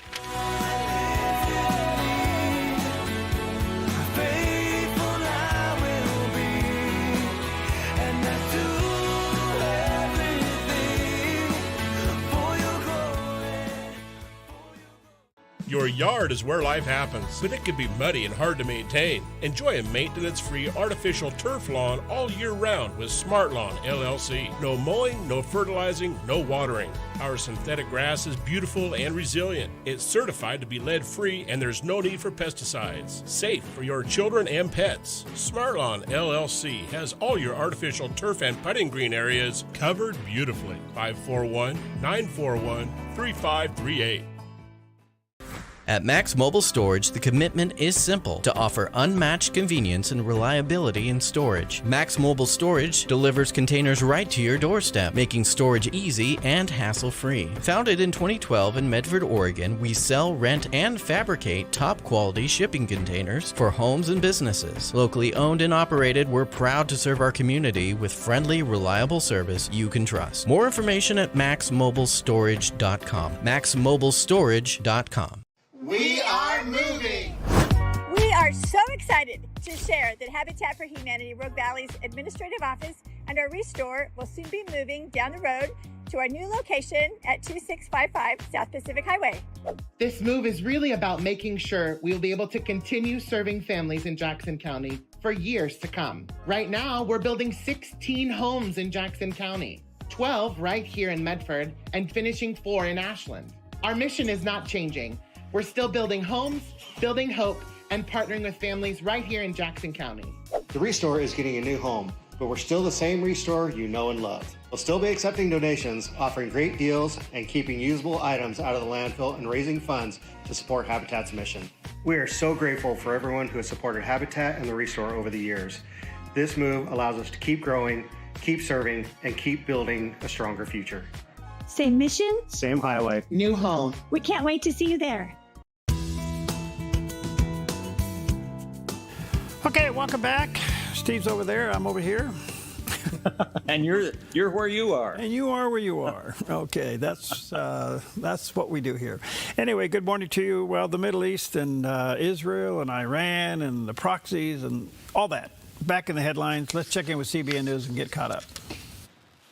The United States carried out another wave of military strikes against Iran last night, hours after President Trump announced the U.S. is reinstating a blockade targeting Iranian shipping and trade in the Strait of Hormuz. Trump also vowed to keep up the military pressure on Iran. We're hitting them very hard. We had a deal yesterday or the day before yesterday. It was all done. And we're knocking out all of their offensive capability, and we're controlling the straits. We're putting the blockade back. And it's a blockade not for anybody but Iran. Despite the renewed military action, the president insisted the door to diplomacy remains open, but said it all depends on Iran's willingness to negotiate. Now, with all of that being said, you have to get people that want to make something, because they're stone cold crazy. They are crazy. The president announced the U.S. will impose a 20% fee on ships receiving American protection while transiting the Strait of Hormuz, a major shift in international trade policy. We're spending money, and so what we've done is we are going to be reimbursed for protection by the countries that we're helping. Hours later, U.S. Central Command launched a 5-hour operation targeting Iranian military infrastructure. Iran responded with attacks on Bahrain and 2 UAE-linked tankers transiting the Strait of Hormuz, killing 1 mariner and wounding 8 others. Oil prices jumped Monday as fears grew over the security of one of the world's most critical energy corridors. Meanwhile, the New York Times reports former Iranian President Mahmoud Ahmadinejad is under house arrest after authorities allegedly uncovered extensive contacts with Israel. The report says Israel spent years trying to recruit Ahmadinejad as an intelligence asset and even viewed him as a potential leader in a post-regime Iran. In Gaza, a senior UN official accused Hamas of interfering with humanitarian aid deliveries, saying they endangered humanitarian personnel, intimidated workers delivering life-saving food assistance, and disrupted life-saving humanitarian operations. Armed men linked to Hamas also entered a World Food Program warehouse on Saturday and reportedly assaulted 2 truck drivers who were delivering humanitarian supplies, the statement said. Julie Stahl, CBN News, Jerusalem. I want to continue our coverage now with CBN's Paul Petit. He's joining us also from Jerusalem. So, Paul, what could be the impact of President Donald Trump's blockade of the Strait of Hormuz? Well, first of all, good to see you again. The Strait of Hormuz remains one of the world's most critical shipping lanes. We're talking roughly 20% of global oil supplies passing through it. So any disruption could quickly impact energy markets around the world. So it spells increased oil prices in the U.S. and abroad, and an economic gut punch at the same time to Iran. Trump says his goal is to cut off Iran's ability to profit from oil shipments while keeping the waterway open to legitimate international traffic. Supporters argue it increases pressure on Tehran without closing the strait altogether. So now the proposed 20% cargo reimbursement fee I heard a little about earlier in Julie's report, well, that's raised questions about how it would be collected. Who would pay it, in other words, and who in other countries would accept that policy. So even if few ships are stopped, the uncertainty here alone can drive up insurance rates, shipping costs, and again, prices at the gas pump. Iran has repeatedly threatened to close the strait over the years, but actually doing so, well, that also it would hurt its own economy and could trigger a much broader international response. Ephraim? The United States just listed the United Kingdom, just listed the Islamic Revolutionary Guard as a terrorist organization. What's led to this, and what are the implications? Yeah, we've known over the last year that anti-Semitism, well, it's been running rampant in the UK, right? Well, Britain says that the designation follows a series of alleged Iran-linked plots targeting Jewish communities, journalists, and Israeli-related sites across the UK and Europe. Now, the key word here is Iran-linked. So officials are now pointing to the rise in anti-Semitism, the attacks there, including incidents outside synagogues and against Jewish emergency services as well. All this points to evidence that the threat has indeed escalated. So now, well, the new designation makes it a criminal defense, or offense, I should say, to belong to or support the IRGC in the UK. This gives authorities greater power to freeze assets and investigate suspected operatives. It also puts Britain more in line with countries that view the IRGC not just as Iran's military elite, but as an organization that directs operations far beyond their borders. Well, okay. We'll see where this goes. I doubt that we're going to end up at any kind of serious negotiations anymore. You kind of wonder where this is going. There's one question that remains. Both Israel and the United States have vowed that Iran will have no nukes. Right. President Trump has said that numerous times. How do we do that? Unless you're on the ground looking at the different And what do you do with the facilities, nuclear dust and that kind of stuff? So anyway, a lot more to happen there. All right, let's check out the weather. Here it is with our buddy over there who has a nice voice. Here's a look at your Wednesday weather from Grange Co-op. Across northern Oregon and southern Washington, sunny skies persist with highs near 88 in Vancouver and 89 in Portland. Wilsonville climbs to 92, while McMinnville reaches 89 with a light north wind. Through the Willamette Valley, sunny skies continue with highs near 90 in Salem, 88 in Albany and Eugene, and around 86 in Corvallis before cooling into the 50s tonight. Central Oregon brings a chance of showers and a high in the upper 80s to low 90s in Prineville through Bend and Sun River. East and Boise temperatures turn much hotter with a high of 98. Along the Oregon coast, gradual clearing and 67 in Coos Bay and 57 in Brookings. Port Orford stays sunny with a high of 66, while early patchy fog clears to partly sunny and 62 in Crescent City. Clear sunny skies in southern Oregon with highs in the low to mid-90s in Grants Pass, Medford, and Ashland. Over in the Klamath Basin, sunny and 89 with overnight lows in the mid-50s. Across Northern California, sunshine heats Wairika to 95 this afternoon, while Redding reaches 104 and Chico 103 under hot conditions. Fort Bragg stays mostly sunny with a high of 60. Around the Bay Area, sunny skies push Santa Rosa to 95 and Napa to 91. We'll see sunny in San Francisco with a high of 75, while San Jose reaches 89 with plenty of sunshine. For Central California, hot weather persists, with Sacramento near 101, while Stockton and Modesto settle around 100. Fresno, Visalia, and Bakersfield climb to 104 under intense sunny skies. That's a snapshot of today's weather from Grange Co-op. Well, it's a very historic day today. It was 1916 that a guy did something that impacts all of us, even like right now. When William Edward Boeing arrived in Seattle in the early 1900s, the city was a bustling metropolis of more than 100,000 and growing rapidly. Like his father before him, William Boeing sought his fortune in timber. Journeying to the Olympic Peninsula, he established himself at Grays Harbor, where he studied the timber business carefully and began trading and selling timberland. By the end of the decade, Boeing had made his fortune and had taken up residence in Seattle. Like other wealthy young bachelors, he frequented the University Club, smoking cigars and discussing the issues of the day.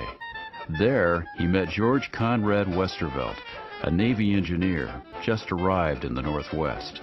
The two men shared a fervent interest, the new science of aviation. Flying machines were still a novelty at the time.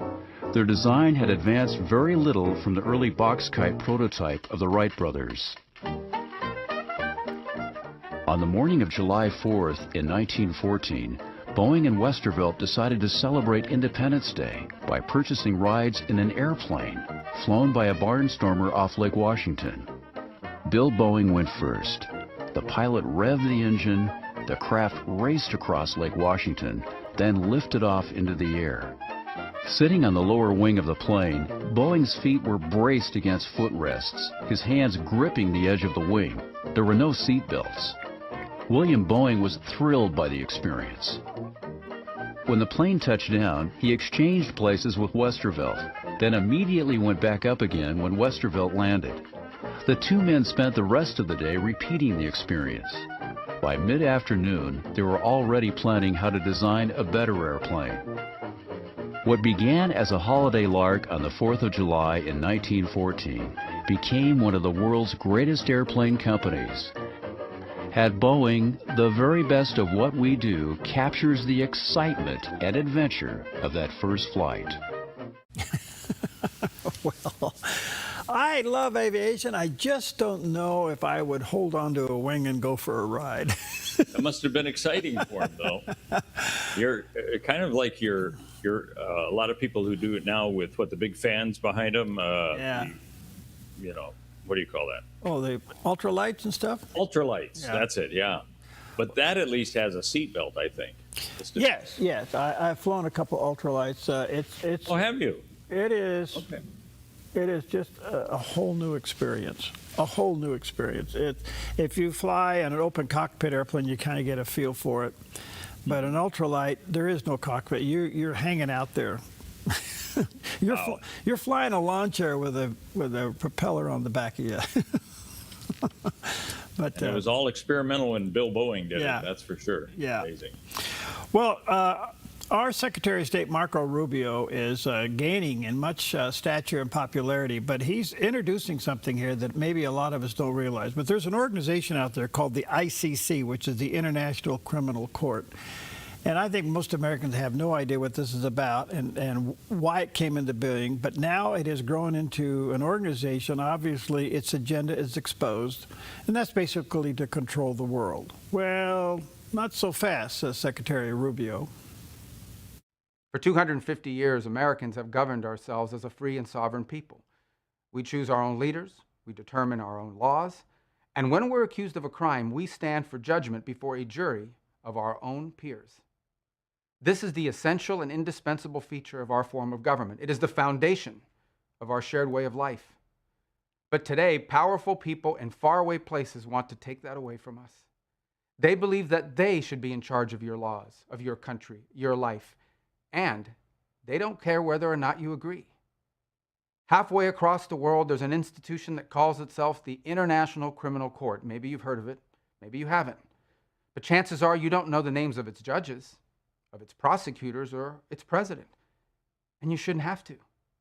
But as we speak, the ICC and its friends are waging a war against our country, not with bullets or missiles, but with statutes and compacts and the force of so-called international law.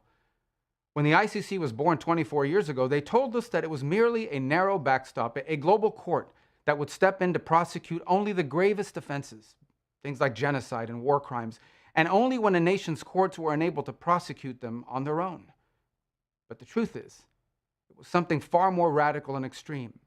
It was a global tribunal staffed by unelected globalist bureaucrats who claim their power is almost unlimited. The danger of this global court has only continued to grow. Today, it threatens every aspect of our political and legal system. Border Patrol agents removing violent criminals from our country. American Marines risking their lives to defend our homeland. Prosecutors working to dismantle terrorist plots to attack and kill Americans. If we stand idle, all of them would be at the mercy of foreign judges thousands of miles away, facing the constant risk of prosecution and even imprisonment for the so-called crime of defending their own country. The American people never agreed to any of this, and they never will. Read the words of our Declaration of Independence. We fought a revolution against a foreign power, transporting us beyond seas to be tried for pretended offenses. Independence is our birthright. We will never let foreign bureaucrats take that away from us. This administration will not sit by as the ICC and its allies seek to threaten our people. If they believe they can deprive us of our sovereignty, we will teach them the full meaning of American resolve. Okay, and I guess the question is, what is the full meaning of the American resolve against the ICC? I guess, you know, like take a hike. Depend on the circumstances. Yeah, I think it's like, yeah, take a hike. You're not even allowed in the United States. You know, take your baloney elsewhere. Well, that's significant, and I think you need to be aware. The ICC somehow is exercising what they think is power over nations, and it's going to take nations like the United States and others to say, you know, get out of here. You know, go have a hot dog somewhere else. So, which we will do. We'll take a quick hot dog break. We'll be right back. Okay.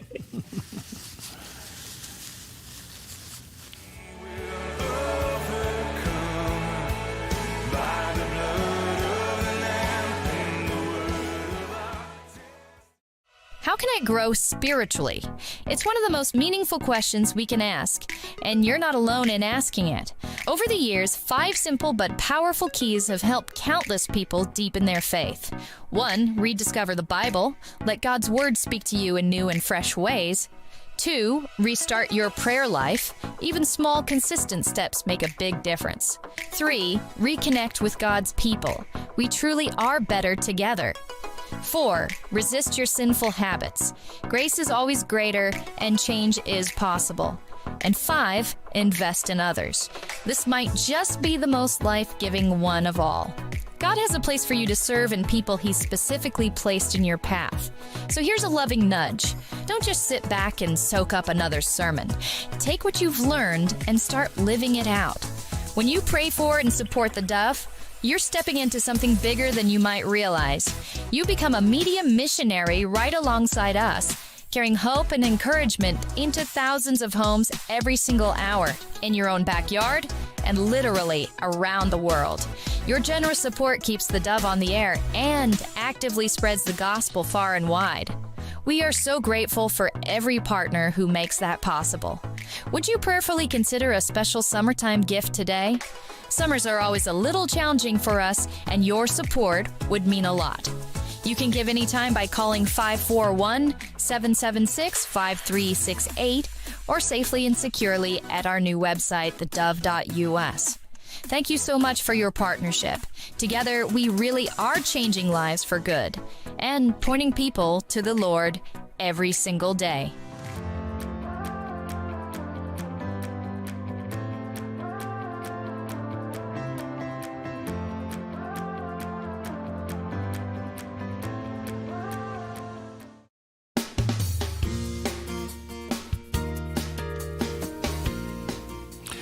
Well, good morning. 12 minutes before the hour. Mr. Johnson, right there. Good to be here with you.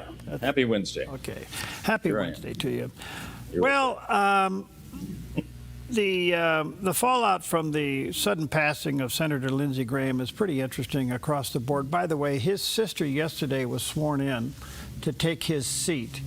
I was surprised by that, but when you look at it, a very meaningful thing to occur. So she's going to be basically a placeholder of his seat up until the new Congress starts in January.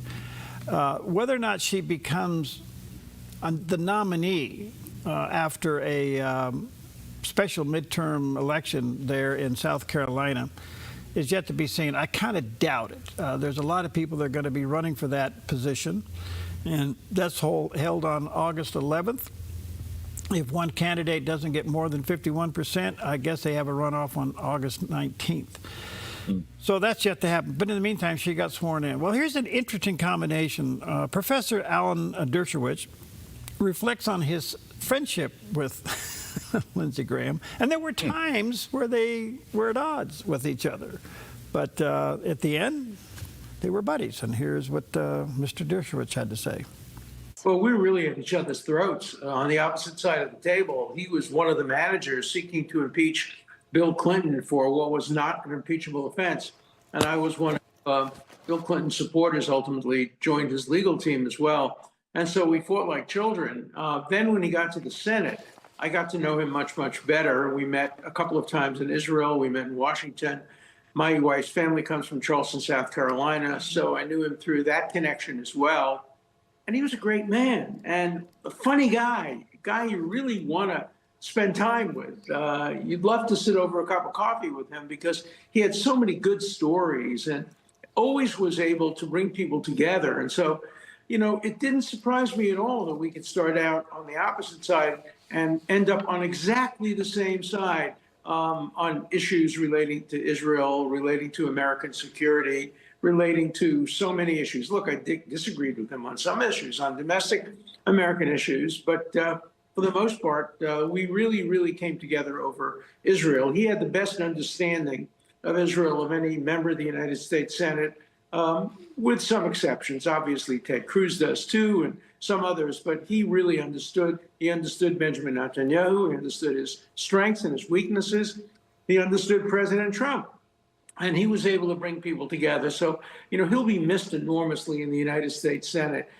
Trump used to call him all the time when he had a problem with a Democrat and say, "Solve it for me," and only he could bring people together. So he really served in the way that senators should serve, bipartisan. His best friend was Joe Lieberman. They were associated politically. They loved each other religiously. Joe Lieberman wrote a book about the Sabbath, the Jewish Shabbat. And I know that the senator loved that book because he was a staunch believer in his own Sabbath. So he always found grounds on which to agree with people rather than disagree, even when he had differences. Pretty interesting. And I think there's a perspective there that I'd hope we would appreciate. Can we get along even though we disagree? Well, that's a difficult thing to do. But you saw the three amigos, which was Joe Lieberman, as well as John McCain and Lindsey Graham. Three kind of different people who certainly work together. Yeah, I don't know. Politics is so contentious today, and so you know, the other guy's evil and this guy's evil, and back and forth. I don't know, but I've often thought, why wasn't Lindsey Graham made leader of the Senate? How did John Thune get it? You know, it's an interesting question. Who knows how the politics work within that sphere of things, too? I'm sure there are a lot of things going on we don't know about in that little club. By the way, you know, we were both amazed yesterday in a joyful way that John Thune was certainly gave us an insight to his belief. His brother is quite the pastor of a mega church in California. Oh, I didn't know that. Yeah, so he obviously has that connection, but anyway, we'll certainly be missing the colorful words and actions of Lindsey Graham. By the way, did you know he was the guy that literally saved Brett Kavanaugh's nomination for the Supreme Court? Yes. Yeah, he was given a lot of credit for doing that. He stood up, and we may not have had Brett Kavanaugh without him. That's right. He went after the chairman of the Judiciary Committee and basically filleted him right in front of America and saved the nomination. So there you go. All right. Got some great guests. Dennis Neal will be back with us. We'll be talking to him about Oregon leaving, Oregonians leaving, Oregoners. Yeah. Bill Gallagher will be in the house. That means hold on. Yes, that's good. You may have some challenges in your profession today, some that you weren't even expecting that'll come. Even if you're a professional golfer, you'll have those surprises every now and then. Rory McIlroy is one of those guys who had a little bit of a problem as he was on doing his job. Width is a downslope that starts at about 275 yards. You can easily do that with 3 wood.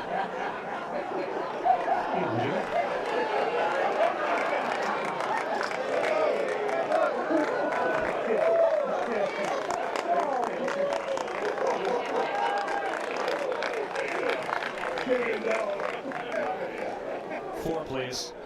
Can't blame the squirrel. It is Rory McIlroy. Wait a minute, he's not done. Hang on. Just get the autograph and get off the tee, okay? Is that the same one? Yeah.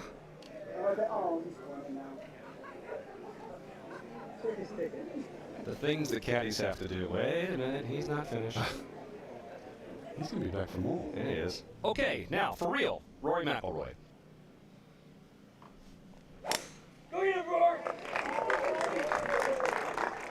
Go back and look at this. This is pretty, it's pretty good control on Rory's part.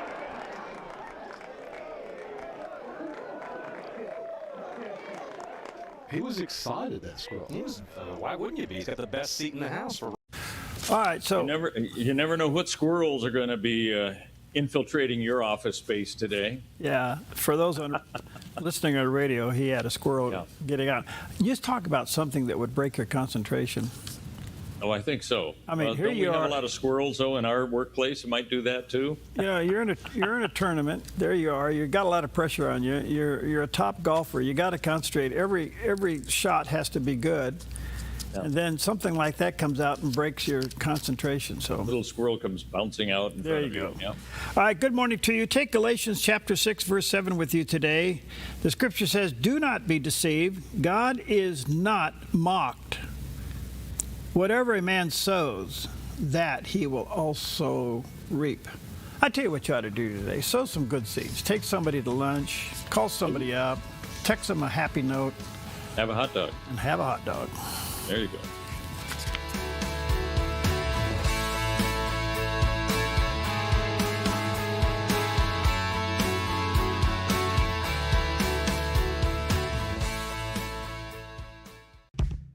Your property demands equipment with more reliability, durability, and versatility built in. Kubota equipment is ready to get the job done right.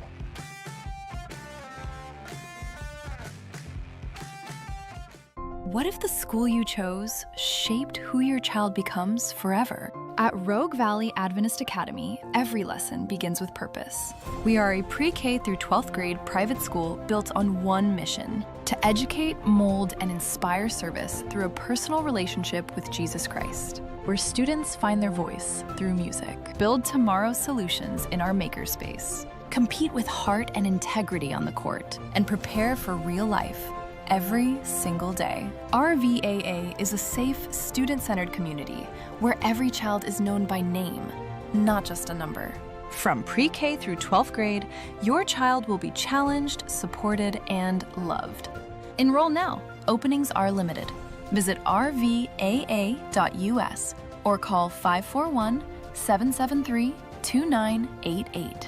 Rogue Valley Adventist Academy, located in Medford. Join in and stand out. The Lennox iComfort S30 thermostat can sense changes in your environment. It even knows when you come and go. So now your home's most important system is also the smartest. Metal Masters can give you the smartest home comfort system available. It knows when you're away and adjusts when allergens and humidity get uncomfortable. Trust Metal Masters to provide perfect air for your family. Lennox. Air is life. Make it perfect. He's got the whole world in his hands, and he knows the plans for us. Above and beyond we could ask or imagine. His grace is more than enough. It's in his hands.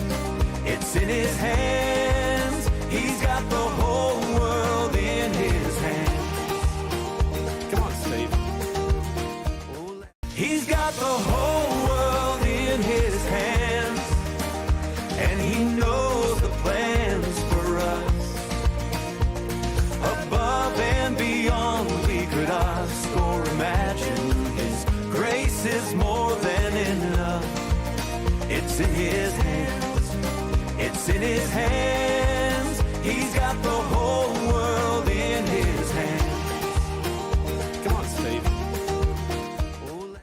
You're watching the Dove TV, encouraging and informative for San Rafael and the North Bay. Seen on KQSL 17 and these Dove TV affiliates.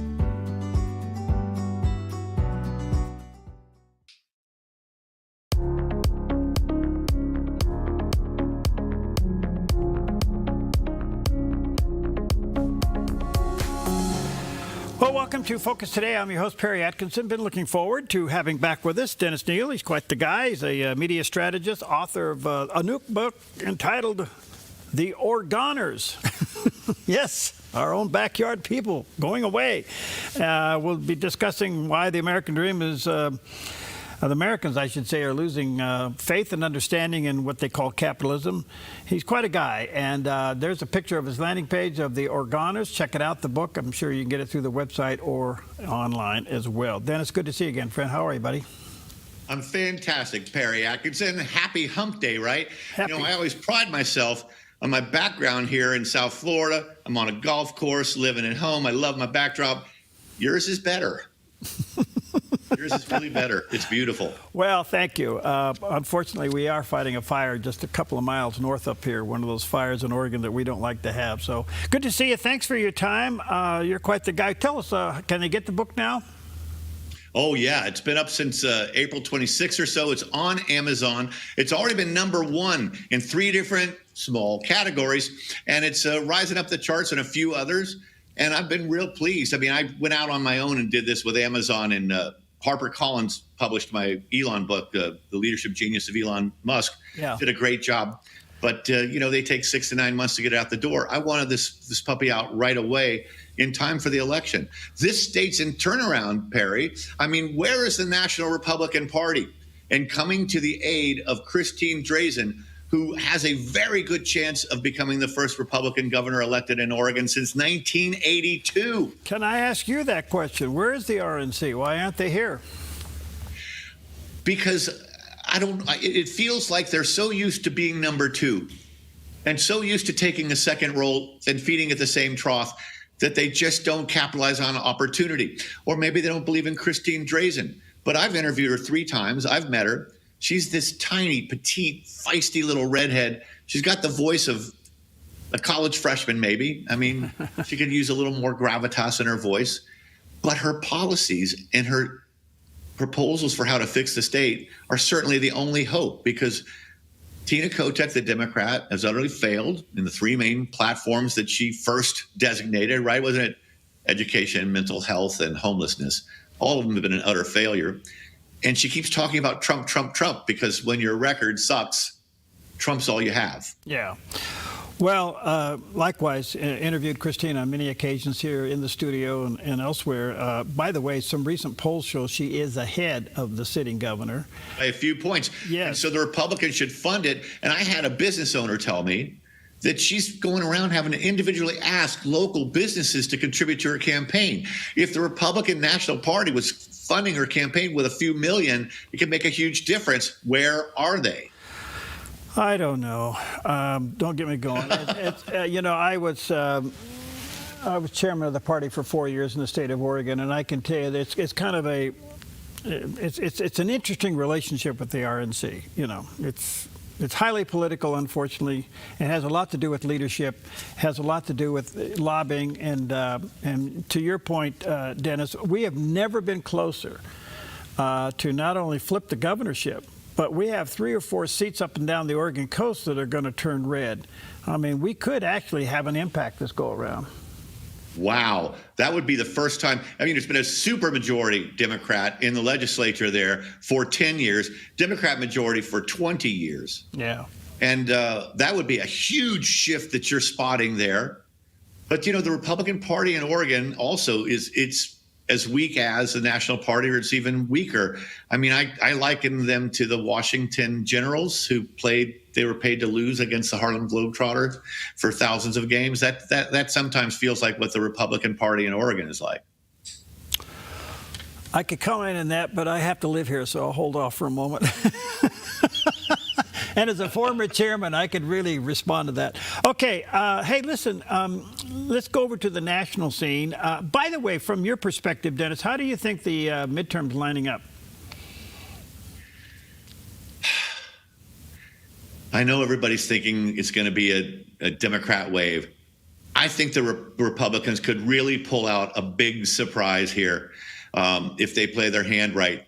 And especially with the socialist takeover at the top of the Democrat Party and with leadership like Kami Mamdani. What other choice do you have if you are a sane voter? And so I'm hopeful that we'll do far better than they expect in the House. I think they're projected to lose the House control. The one thing I do think, though, Perry, what do you think of this? It won't matter if they lose because they haven't been doing anything with their majority anyway. It's all been Trump by executive order, Trump by sheer testosterone and force of will getting things done. Congress has had almost nothing to do with it. Well, I can't disagree with that. To your other point, though, I'm wondering, though, if the Democrats have overplayed their hand and Americans now see it. Yes, that's such an interesting look at Ro Khanna, one of the biggest Democrat dimwit narcissists of our day right now.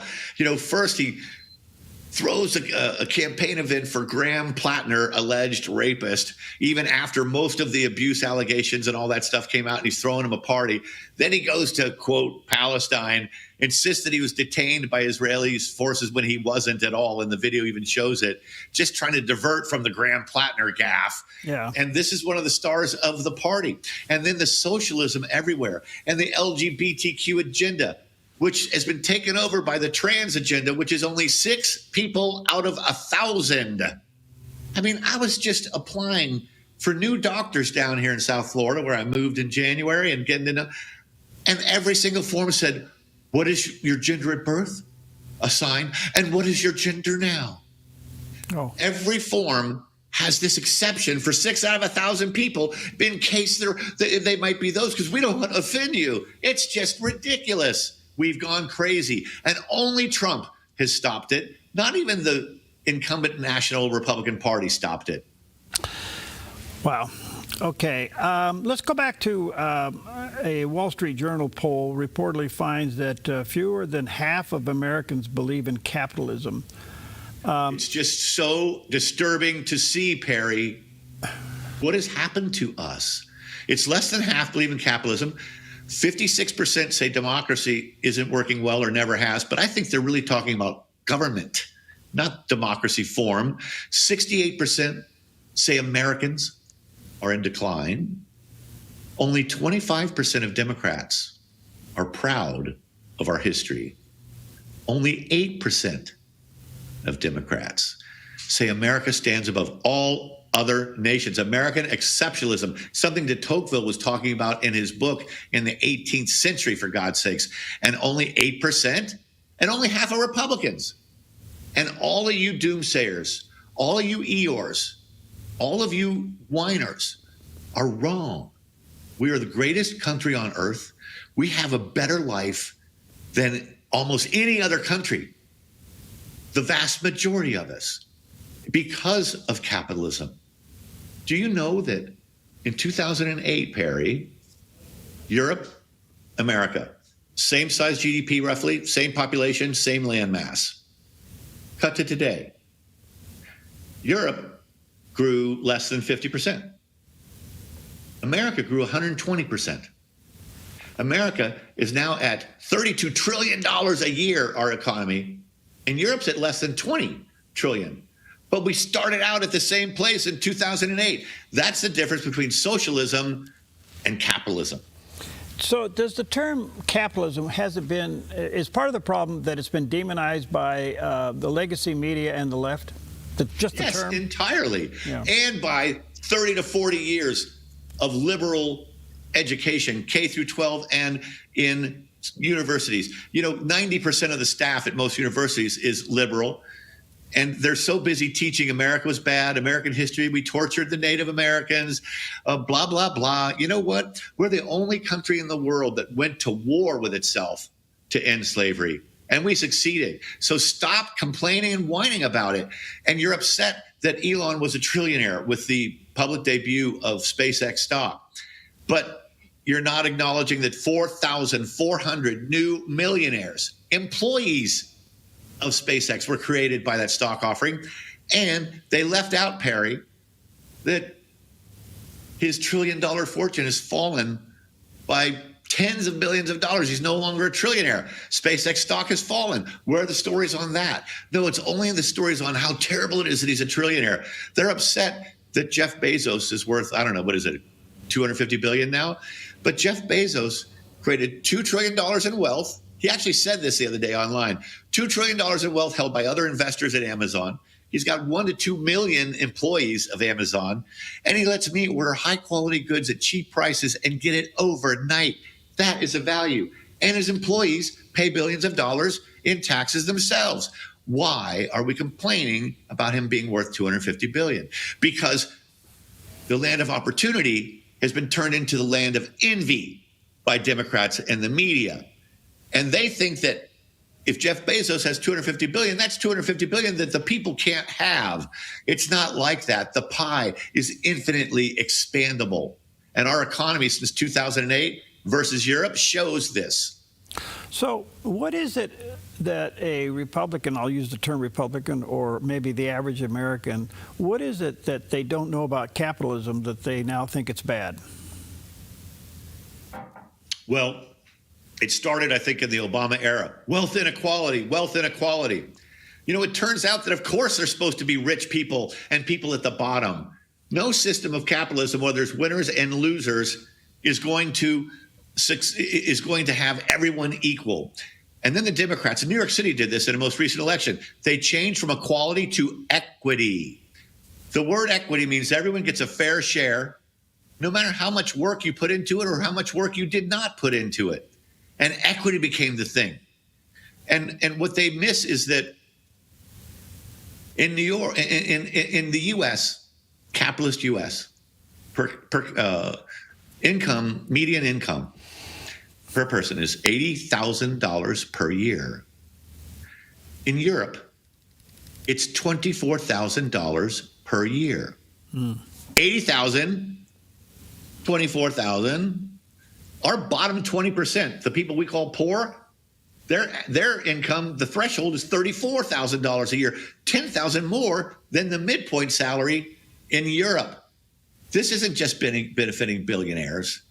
You know, the only way billionaires got rich, 2/3 of the Fortune 400, no, the Forbes 400 richest billionaires, 2/3 of them built their wealth. They didn't inherit it the way McKinsey, what's her name, got it from Bezos in the divorce. And then she pisses away $26 billion on ridiculous liberal NGOs in a single year because she didn't have to earn it. He did. It's just that a rising tide can lift all boats. And it can help the poor. You know, that $34,000 threshold figure, by the way, that's before government benefits to the poor of more than $30,000 per year, which our government doesn't count when they count their income for what makes them poor. So they're really family of four getting more like $60,000 in income, which ain't poor at all. So they don't understand that. And when I was at Forbes, the managing editor, nobody there knew what the magazine was really about. They'd been there too long. They said, well, we're contrarian. And I realized soon that what Forbes was really about back then, now it's just a ridiculously liberal magazine because I'm not there. What Forbes really was about was heroes of capitalism and the triumphs and travails on the path to creating new wealth. And look at how someone just posted this. Elon Musk, for $10 billion, did 300 rocket launches, right?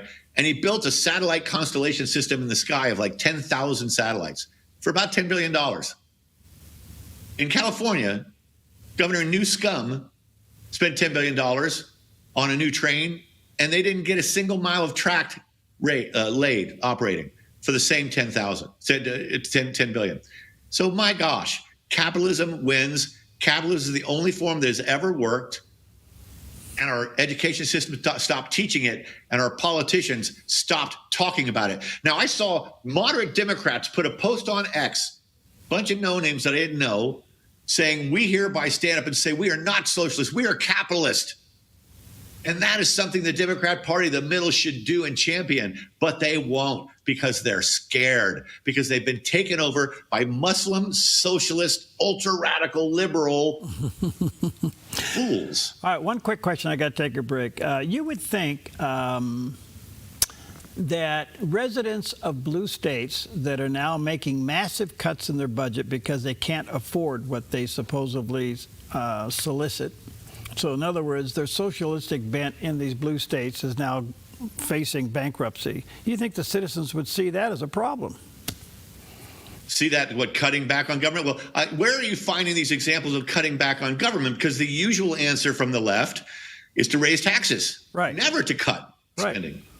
Well, all right, so we have it in Oregon, even with the health plan. We have to cut it back. We don't have the money. We have to cut services back. We don't have the money. Right. Well, I think they're, overall, can we just agree that every cutback in government spending is good? Okay. I mean, government spends too much. Do you know this? I was stunned to learn this, Perry. Under Trump, right now, the federal government is at 1993 levels of employment. That's how many workers Trump has gotten rid of. It's so good. It's wonderful. It's incredible to hear. In Florida, 4th year in a row, government spending less than the year before. Yeah. Now, in New York, the highest tax rates in the country, of course. And I went there for my driver license in New York and Brooklyn, got a noon appointment. I didn't get served till 3:30, 3.5 hours later. In South Florida, I go for a noon appointment. I get served by 12:15 and I'm out of there by 12:30. A lot more efficient. All right, let me take a quick break. Check out his book, Organers, and it's available online. Go to his website, organersbook.com. Has a lot to do with our own backyard. People leaving the state, going elsewhere, and we have noticed that. We'll take a quick break. We'll be right back.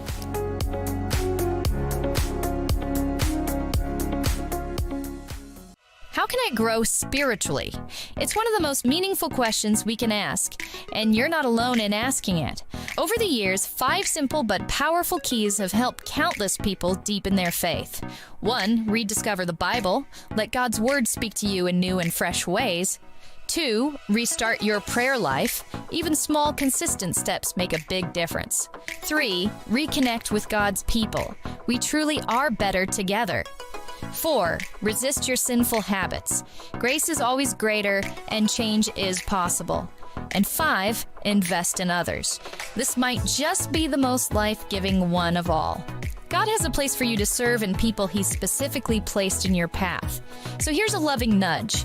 Don't just sit back and soak up another sermon. Take what you've learned and start living it out. When you pray for and support the Dove, you're stepping into something bigger than you might realize. You become a media missionary right alongside us, carrying hope and encouragement into thousands of homes every single hour, in your own backyard and literally around the world. Your generous support keeps the Dove on the air and actively spreads the gospel far and wide. We are so grateful for every partner who makes that possible. Would you prayerfully consider a special summertime gift today? Summers are always a little challenging for us, and your support would mean a lot. You can give anytime by calling 541-776-5368 or safely and securely at our new website, thedove.us. Thank you so much for your partnership. Together, we really are changing lives for good and pointing people to the Lord every single day.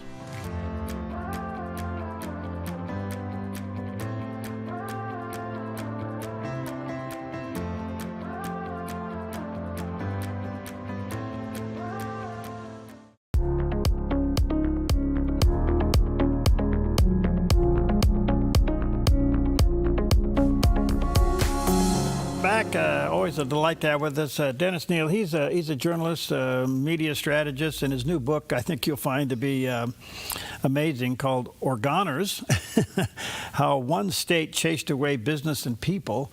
Yes, that's about us.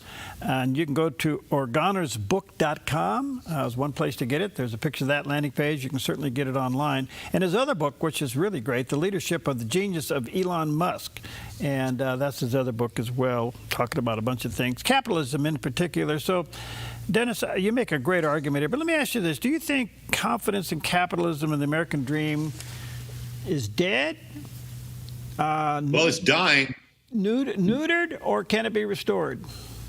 It definitely can be restored by everyone getting a bigger piece of the pie. I think the Trump accounts for kids and babies are a really good sign, because more people will become aware of the power of compounding. That when you lock up $10,000 for 10 years at 10% return, if you can get that, it actually doubles to $20,000 in only 7 years. And then it'll double again in only 7 years to 40 and to 80 just by locking it away now. And the Trump accounts will get more people to do that. The question is whether Democrats will be willing to open up account for their kids when it's got the name Trump on it. I hope they are, because compounding is unbelievable. You can put $1,000 away, and literally 40 years later, without you putting in even more, it can turn into $200,000. Some of the inflation numbers, other numbers of the economy are extremely strong. Probably the weak number is the constant battle with gas prices, but everything else seems to be very strong. Where do you think the gas prices will end up? Down, way down. I mean, an amazing thing happened this week. Inflation report came in. All the economists were wrong. Literally 95% of the economists in their projection of what the rate would be were way too high. And prices fell from the month before, and it ended up being a 3% inflation rate. That's a really good sign, and it's because of falling gas prices.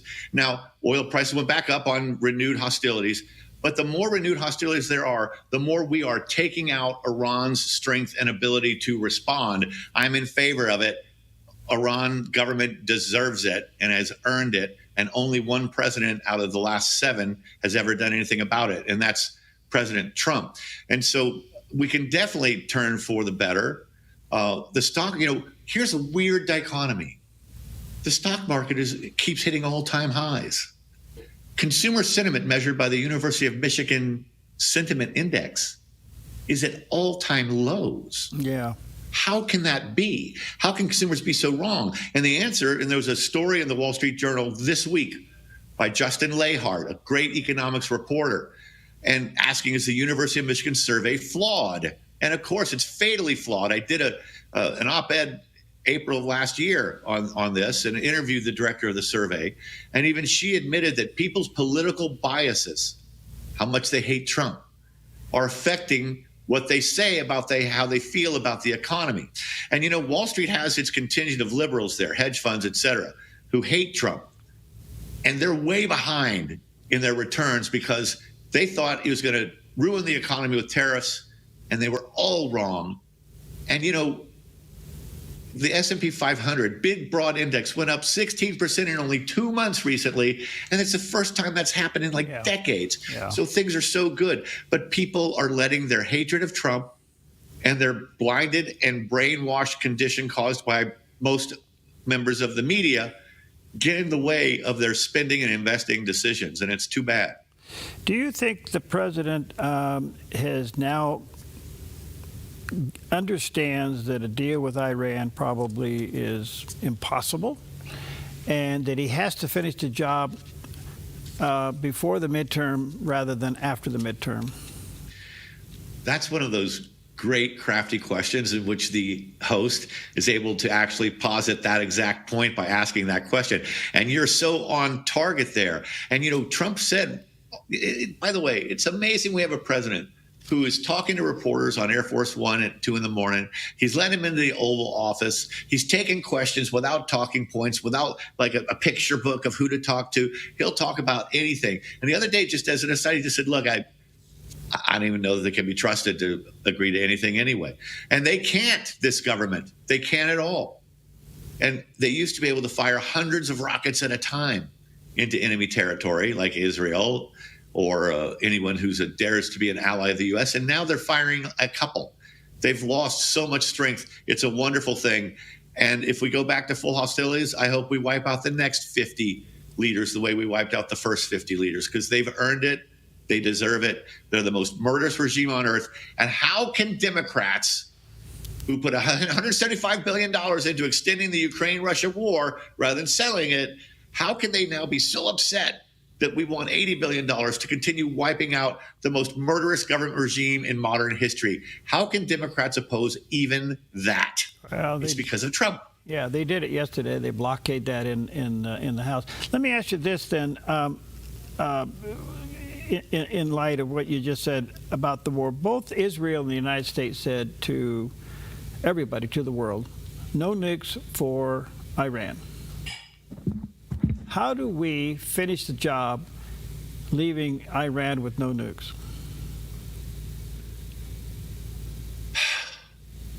Well, surgical strikes on whatever's left is certainly an option. Tens of thousands, hundreds of thousands of Iranians were marching in the streets a few months ago. Right. The government killed, by estimates, 10,000, 20,000, 30,000 people for just marching. I've been surprised that they aren't flocking to the streets now and pushing for their own regime change. We're not allowed to do that. We're not allowed to take a hit on an elected leader under laws passed by Congress long ago. I went to ask Casper Weinberger, a former Reagan defense secretary, it's about time we lifted that. And he said, yeah, it sure is. It's why we had to bomb Gaddafi and hope to hit him in his tent instead of just taking him out with some Israeli Mossad agents, because it's against the law. But regime change is necessary. Remember back only a few years ago when Iran insisted its nuclear research is aimed at nuclear power because we're running out of oil. Yeah, right. Yet what country would go to this length of suffering of its people? Of course, the government doesn't care about that, just so that they could have nuclear power plants. This is about nuclear weapons, and they simply cannot have one. They're crazy, and they've shown it. Well, Dennis, you're fascinating. Thank you for your time. Thank you for caring for Oregon to write the book. It looks like, hopefully at this election cycle we can stop Oregonians leaving the state.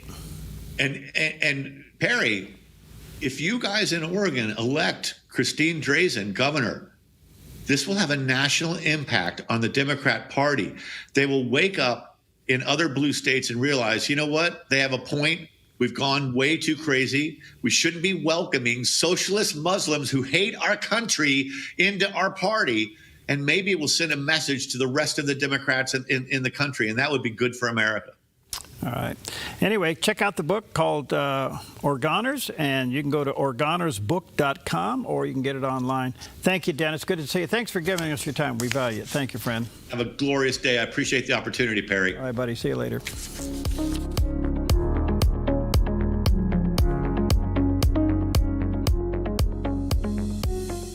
Mom makes everything a little better. This Mother's Day, let her know.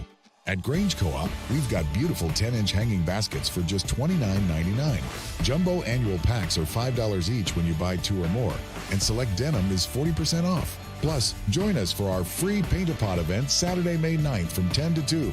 Find more deals at GrangeCoop.com or just scan the QR code. Grange Co-op, your Mother's Day destination, now through May 10th.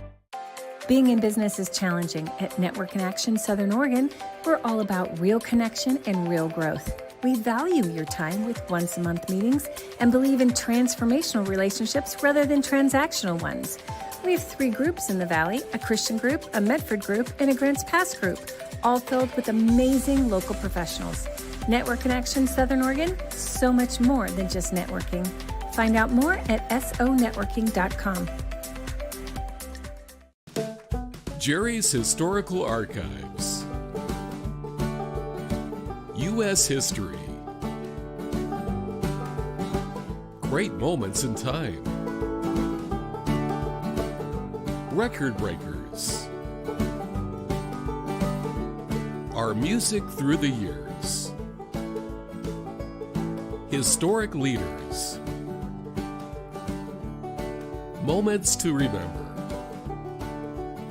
Go back in time. Back in the day. TV shows of the past. Nostalgia. It's a wonderful trip down memory lane with fun and interesting stories you might not know about. Relive the past and learn something new.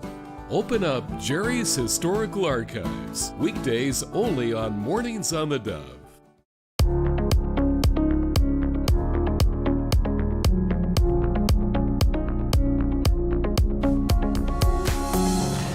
Okay, welcome back. And always a joy to have with me in the studio Pastor Bill Gallagher. He's a counselor and the founder of TeamWorks, pastoral counselor. You can go to teamworks-works.com. That's his website. And get on his mailing list there. Always good stuff. He'll come into your organization and help you with all kinds of staff issues, good, bad, and indifferent. He'll help analyze your staff, and then you'll pay him a lot of money and he'll go home. Wow, that's bottom line. If I ever heard it. No, I'm just kidding, but does a great job. Hey, how are you, bud? I'm fine. How are you today, Perry? Well, you know, it's Wednesday. It's Wednesday. Yeah. Day, you know. Okay. Life's full. Life is full. Yeah. Life is exciting. Life is full. Yeah. So we're going to talk about something today that I think is probably one of the most difficult topics to deal with in counseling, and that is waiting on God. The old saying, there's 3 answers to prayer: yes, no, and wait. Yep. The wait one gets a little indifferent. There's a lot of things about it. You call it God's waiting room. God's waiting room. You've been there before. Well, the pamphlet on the table in God's waiting room, you know, I wrote that pamphlet. Oh, is that what I was reading? You wrote that? No, I'm just kidding you. But no, I think that this is a big topic when God goes quiet on you. Yep. When God goes quiet and you're not getting clarity on what you want, what you're waiting for. You want to get married. You're still single. You want to get married. How long does this have to take? You're considering a job, and they're not getting back to you. Yeah. It can go. The list is this big. It is, and it is a lonely time. You know, you stop and contrast that to the culture. This thing here can get you instant answers. Oh my gosh. This thing here with a push of a button, or you can talk to Siri, which is AI, and you can talk to Siri, what's da-da-da-da-da-da, and she'll get you an answer. So you go to God, and he doesn't respond like that. No, not at all. He responds when he feels that it's the right time to respond, and the way he responds, he has a still, quiet voice at times, still small voice. And, there's reasons for it. There's purposes in it. Okay, a couple foundational questions. One would be, why is it so difficult for us to wait? Because we're not used to it. Okay. Because we're not used to it. It's human nature, Perry. We want what we want now. Or you got another mentality that says nobody's telling me what to do. Yeah. Or you got another person that always got what they wanted. They were raised in a home where everything they wanted they got, without question. And there's more reasons probably, but generally it's our human nature not to want to wait.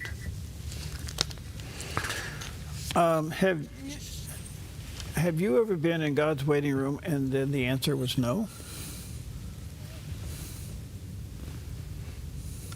Yeah, I'm sure. I can't give an example, but I'm sure of that. Okay. The reason I ask that question... That's a good question, actually. Well, the reason I ask that question, because some people think God's waiting room is just waiting for the answer you want. Yes.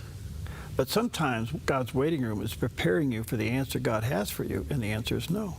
Yeah. And I think we forget that the word no is a complete sentence. Yes, that's right. And no equals, for the believer, no actually equals the word trust. Okay. That's a good one. Trust him, because God doesn't make mistakes.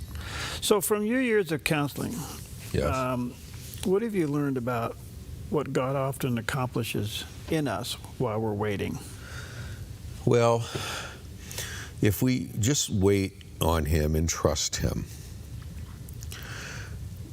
time goes on and we might go from frustration or maybe even anger or being a little disgruntled to a point where we start getting clarity. He may allow other situations to come by or conversations we might have with someone else, and we start thinking, or you might hear a song on theDove, about trusting the Lord. As time goes on, I think clarity starts to set in.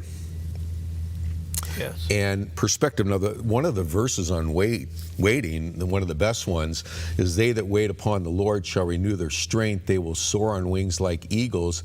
They will mount up on wings, and they will run and not be wearied. So the picture there is, if we wait on the Lord, we eventually get a different perspective. Yes. Like an eagle soars, we get a soaring perspective that's different than if we could have just pushed our way through and took matters in our own hands. I always envision the eagle is giving you what I call often when I talk about things a 30,000-foot view. 30,000-foot view. So if you're stuck on the ground, you're not going to see it. But if you soar like an eagle, you're going to look down and see it. Yeah. For example, let's say here's another person, and this is probably the hardest area to wait in, is waiting to find your lifelong mate, a spouse. And so the Lord calls you to wait. You're very frustrated. You love the person. They seem to love you. But you go, okay, Lord, I'm just going to, until it's clear, until I have a full peace about it, I'm going to wait. And then you find out that this, man that came into your life on a white horse just had to go to jail because of drugs. You had no idea. That kind of stuff. Okay. Maybe not that dramatic, but yeah. You see what I mean? Yeah. Okay. So when does waiting on God become an excuse not to make a decision? When there's fear. There's fear. So people just... You ever notice how difficult it is for people to make decisions? Oh, yeah. And so I don't know, is that because they haven't heard from God, or they're afraid to make a decision, or they fear failure? What is it? Well, I think it's for me, it's not clear. It's not clear. All the signs might be clear, but to them there might be fear of making a commitment. If you're talking about meeting someone, if you're making a commitment, you've been burned before, you came from a broken family. So I think it's more fear-based, and yet the Lord has placed everything that's obviously in sight. Like, I had to go through a really bad divorce, and then I met Jenny, my wife of 22 years now, and that fear came back. But I knew that there was something there, and it was so obvious. I had people in my church say, like, what are you waiting for? You know, I had Pastor Stan Way, you know, Pastor, he's my mentor of 45 years, say, and he's never told me what he felt God's will was for my life. Never. He's never done that. But this time he said, Bill, like, this is what the Lord wants you to do. Duh. Duh. But everybody saw it but me. So, you know, a fear of making the wrong decision, a fear of going through divorce again. You know, there's a lot there. How do you help people to understand that God's silence is not necessarily, or maybe not even, a sign of God's disapproval of you? Yeah, well, I would say his silence, yeah, that's very good. It's not disapproval at all. There is no disapproval, you know, for God and his people. You know, he convicts us, he, you know, disciplines us when he needs to, but there's no disapproval about it.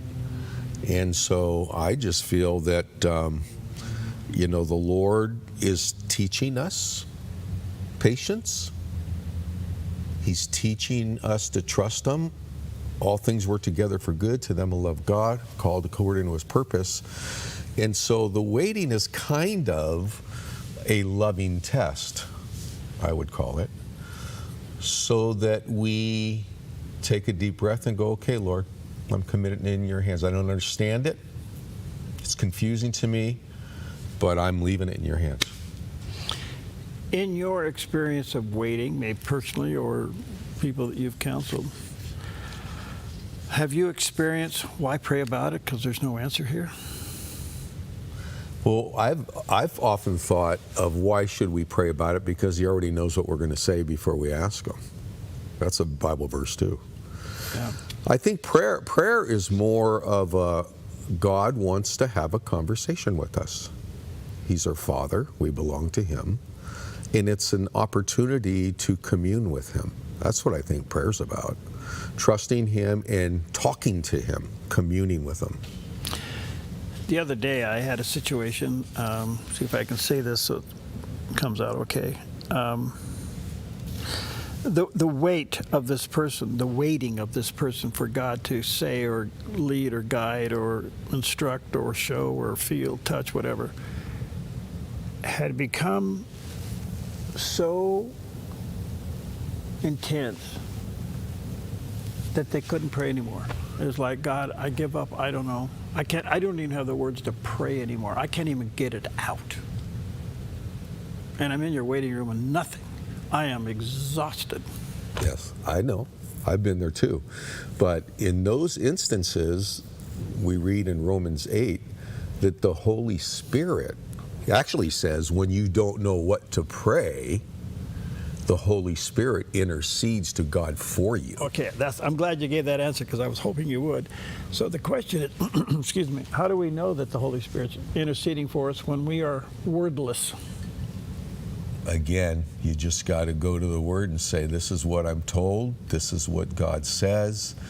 God loves me. He doesn't play games with our mind. I've said that to many people. God does not play games with your mind, my Christian friend.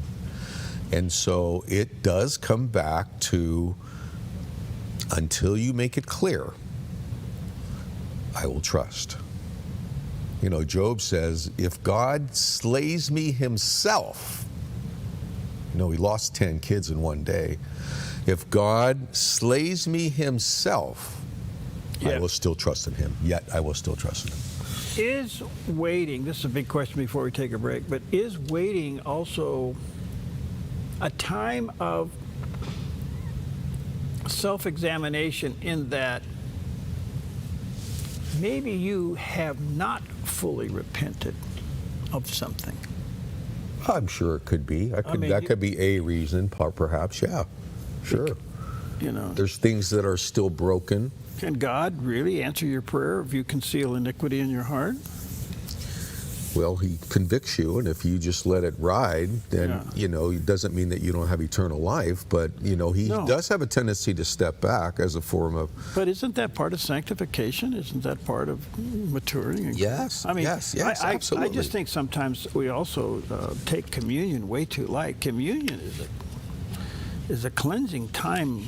It's pretty clear that if you have odd in your heart and you don't take care of it, leave the cup and the bread. Yeah, the Bible does say that. That's a very strong teaching. Although I believe that you can make it right then. Yes. And then take communion, but you got to make it right. Yeah, I mean, you have to be totally transparent and honest. Yeah, before the Lord, sure. So, okay, one other quick question. Yep. What do you tell somebody right now? They just, heaven's a closed door, seemingly. Seemingly heaven's a closed door. It's a ceiling. I can see it, but I can't feel it. I can read it, but I don't sense it. What do you say? Faith is not about feelings. It's never about feelings first, and I'm quite the emotional guy, and so emotions are very, very important to me. But a really refreshing truth is that faith actually has nothing to do with feelings. So don't go by your feelings. It's the evidence of things not seen or evidence felt. Things of not seen or felt. So don't go by your feelings, especially if you're making a huge life-altering decision. I would say don't go with your feelings. You can go with wisdom from others that you trust. You can go with the peace that you might sense, but I would not make a huge decision based on how you feel. Okay. All right, we're going to take a quick break. Check out Bill's website. It's called teamworks-works.com. This is where he can come into your organization. He works with lawyers and medical facilities. He works with churches, nonprofits, whatever, and can help you with your team to become more cohesive, love one another, and be more productive. We'll be right back. Very good. Thank you.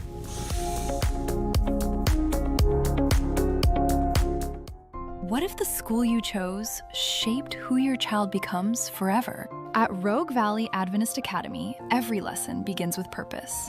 We are a pre-K through 12th grade private school built on one mission: to educate, mold, and inspire service through a personal relationship with Jesus Christ, where students find their voice through music. Build tomorrow's solutions in our makerspace. Compete with heart and integrity on the court, and prepare for real life every single day. Our VAA is a safe, student-centered community where every child is known by name, not just a number.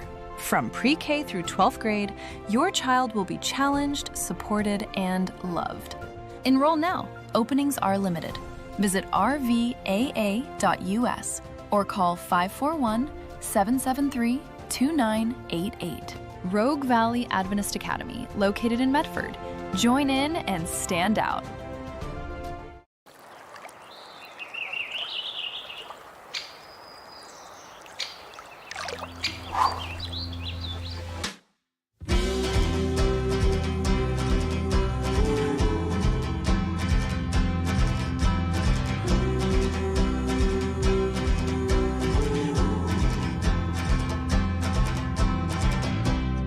Visit fishlakeresorts.net today to learn more and plan your visit.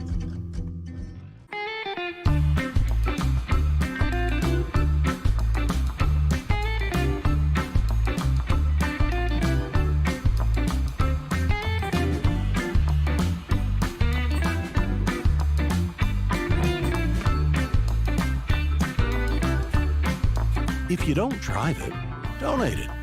By supporting us, you'll get even more mileage out of it. Thank you from the Dove TV.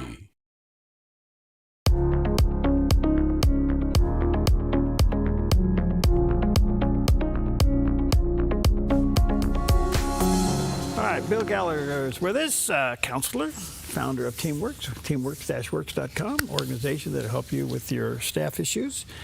He is the epitome of patience and waiting and No. and calmness. No. And I'm talking about God's waiting room because I've not done it all that well many times. this guy is so red. No. Red's a type A person. And? The color red. Oh, no, you're so yellow. I'm yellow. Yeah, you're so yellow. Mellow yellow. Well, yeah, I don't know if you're mellow. You're high-strung yellow.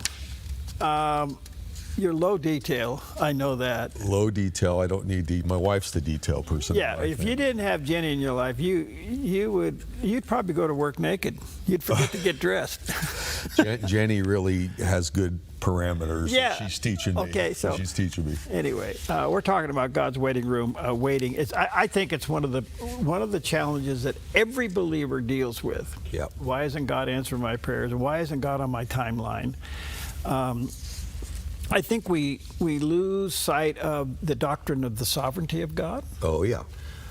We lose sight that God's eternal, and we're not. Yeah. We have eternity living in us now that we're believers, but we're not there yet. I mean, that's the life of Christ within you. And so there is a perspective that God's not in a hurry. We are. Yep. Okay. We tell God it's 12 o'clock. He says, no, it's 7 in the evening. Relax. We got a few more hours here. Yeah. Okay. And so if a day's worth 1,000 years in heaven, what's, Yeah. So what's a couple of days? Oh, there you go. I do have something that I tell counselees that are in God's waiting room. And they just don't know which way to go. And I know their story. And I go, well, I tell you what. Let's say it's September. And I say, you just don't know which way to go, good or bad or indifferent. Why don't you fleece this out? The fleece that Gideon laid out. You believe in fleeces? Oh, yeah. Okay. Appropriately so. Okay. Not to test God, but appropriate fleeces, because he understands our limitations. Mm-hmm. So Gideon, he was called to be the leader of God's army, and he worked in a vineyard, army, and he works in a vineyard. And he says, Lord, you don't know who you're talking to. I'm just a young man. And God says, no, I want you to be the commander of my army. Yeah. And he just kept putting it off. And then he says, okay, then, Lord, let me just test this.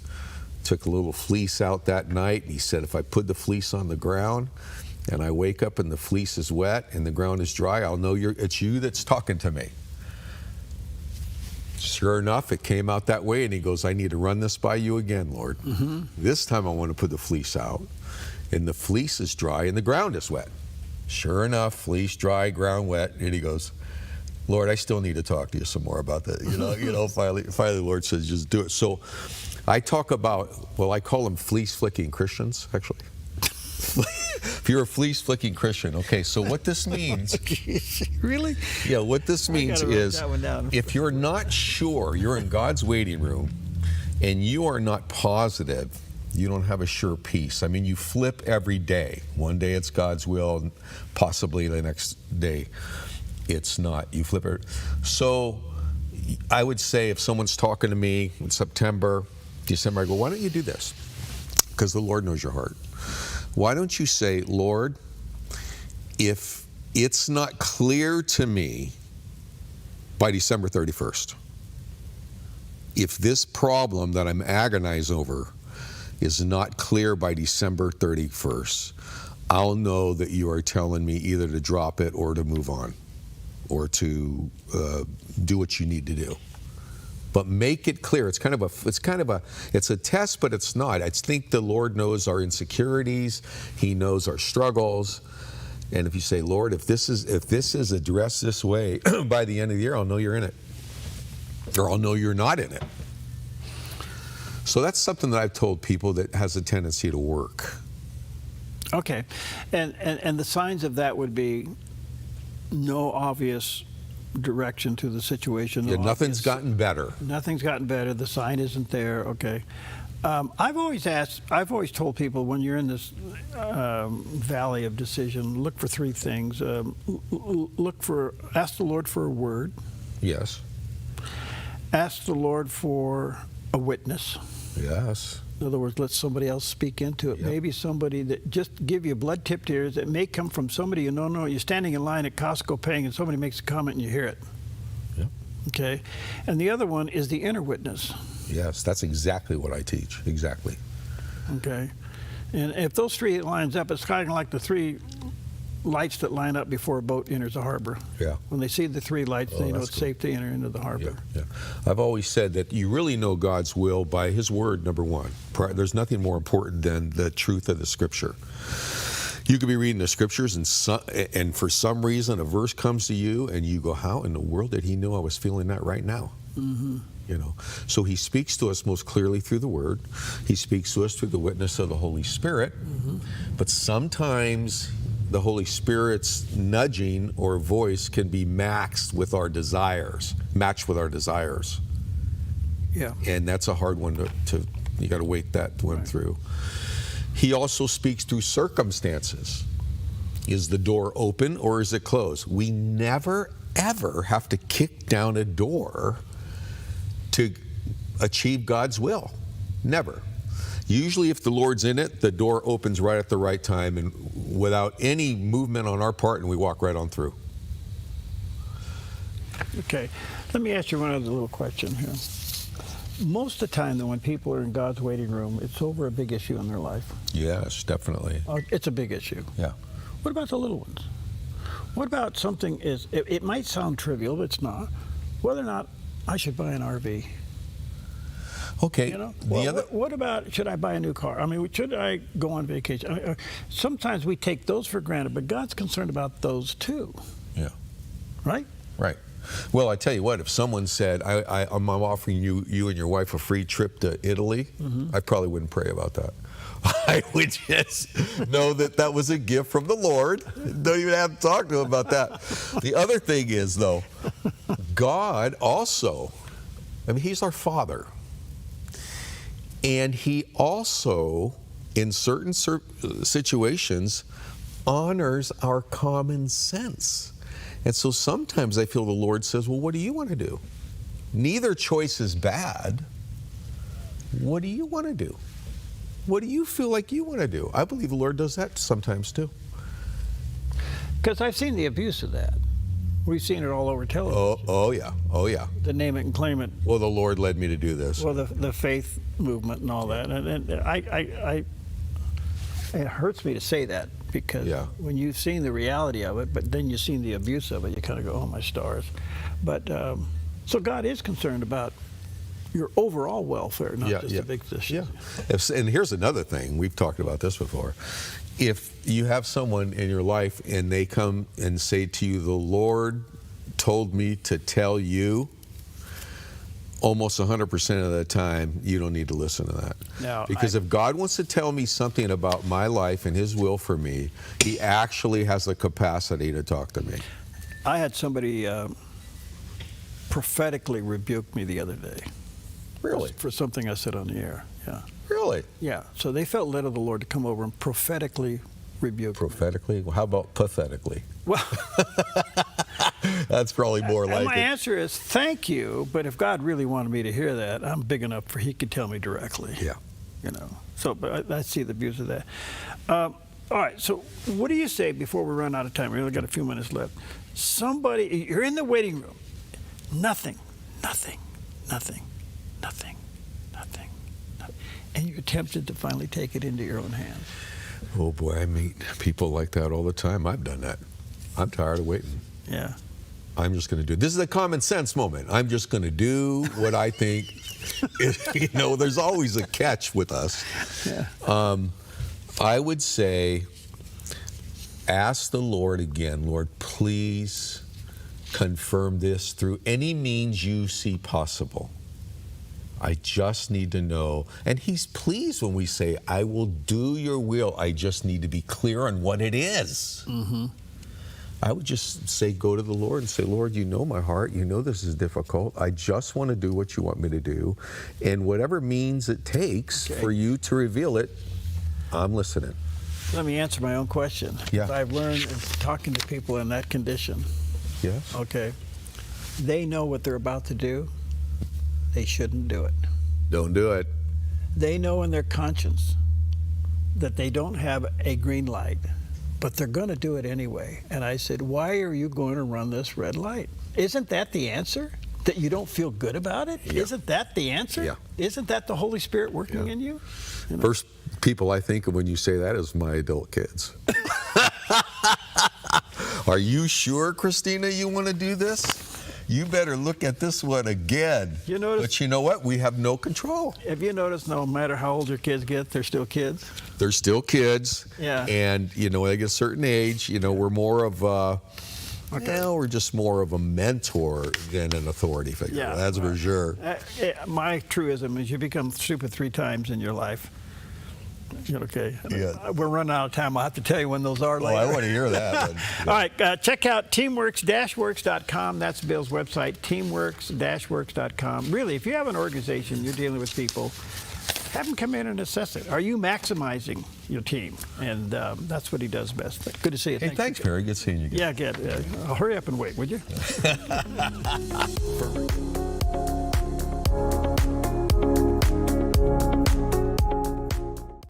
Hi, I'm Paulina Leiser, producer and host of The Ancient Church.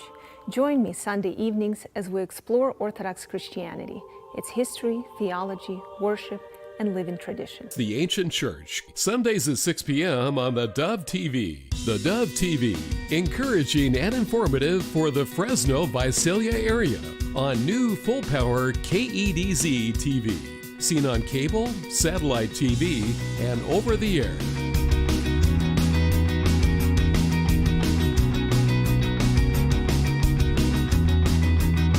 The Dove TV.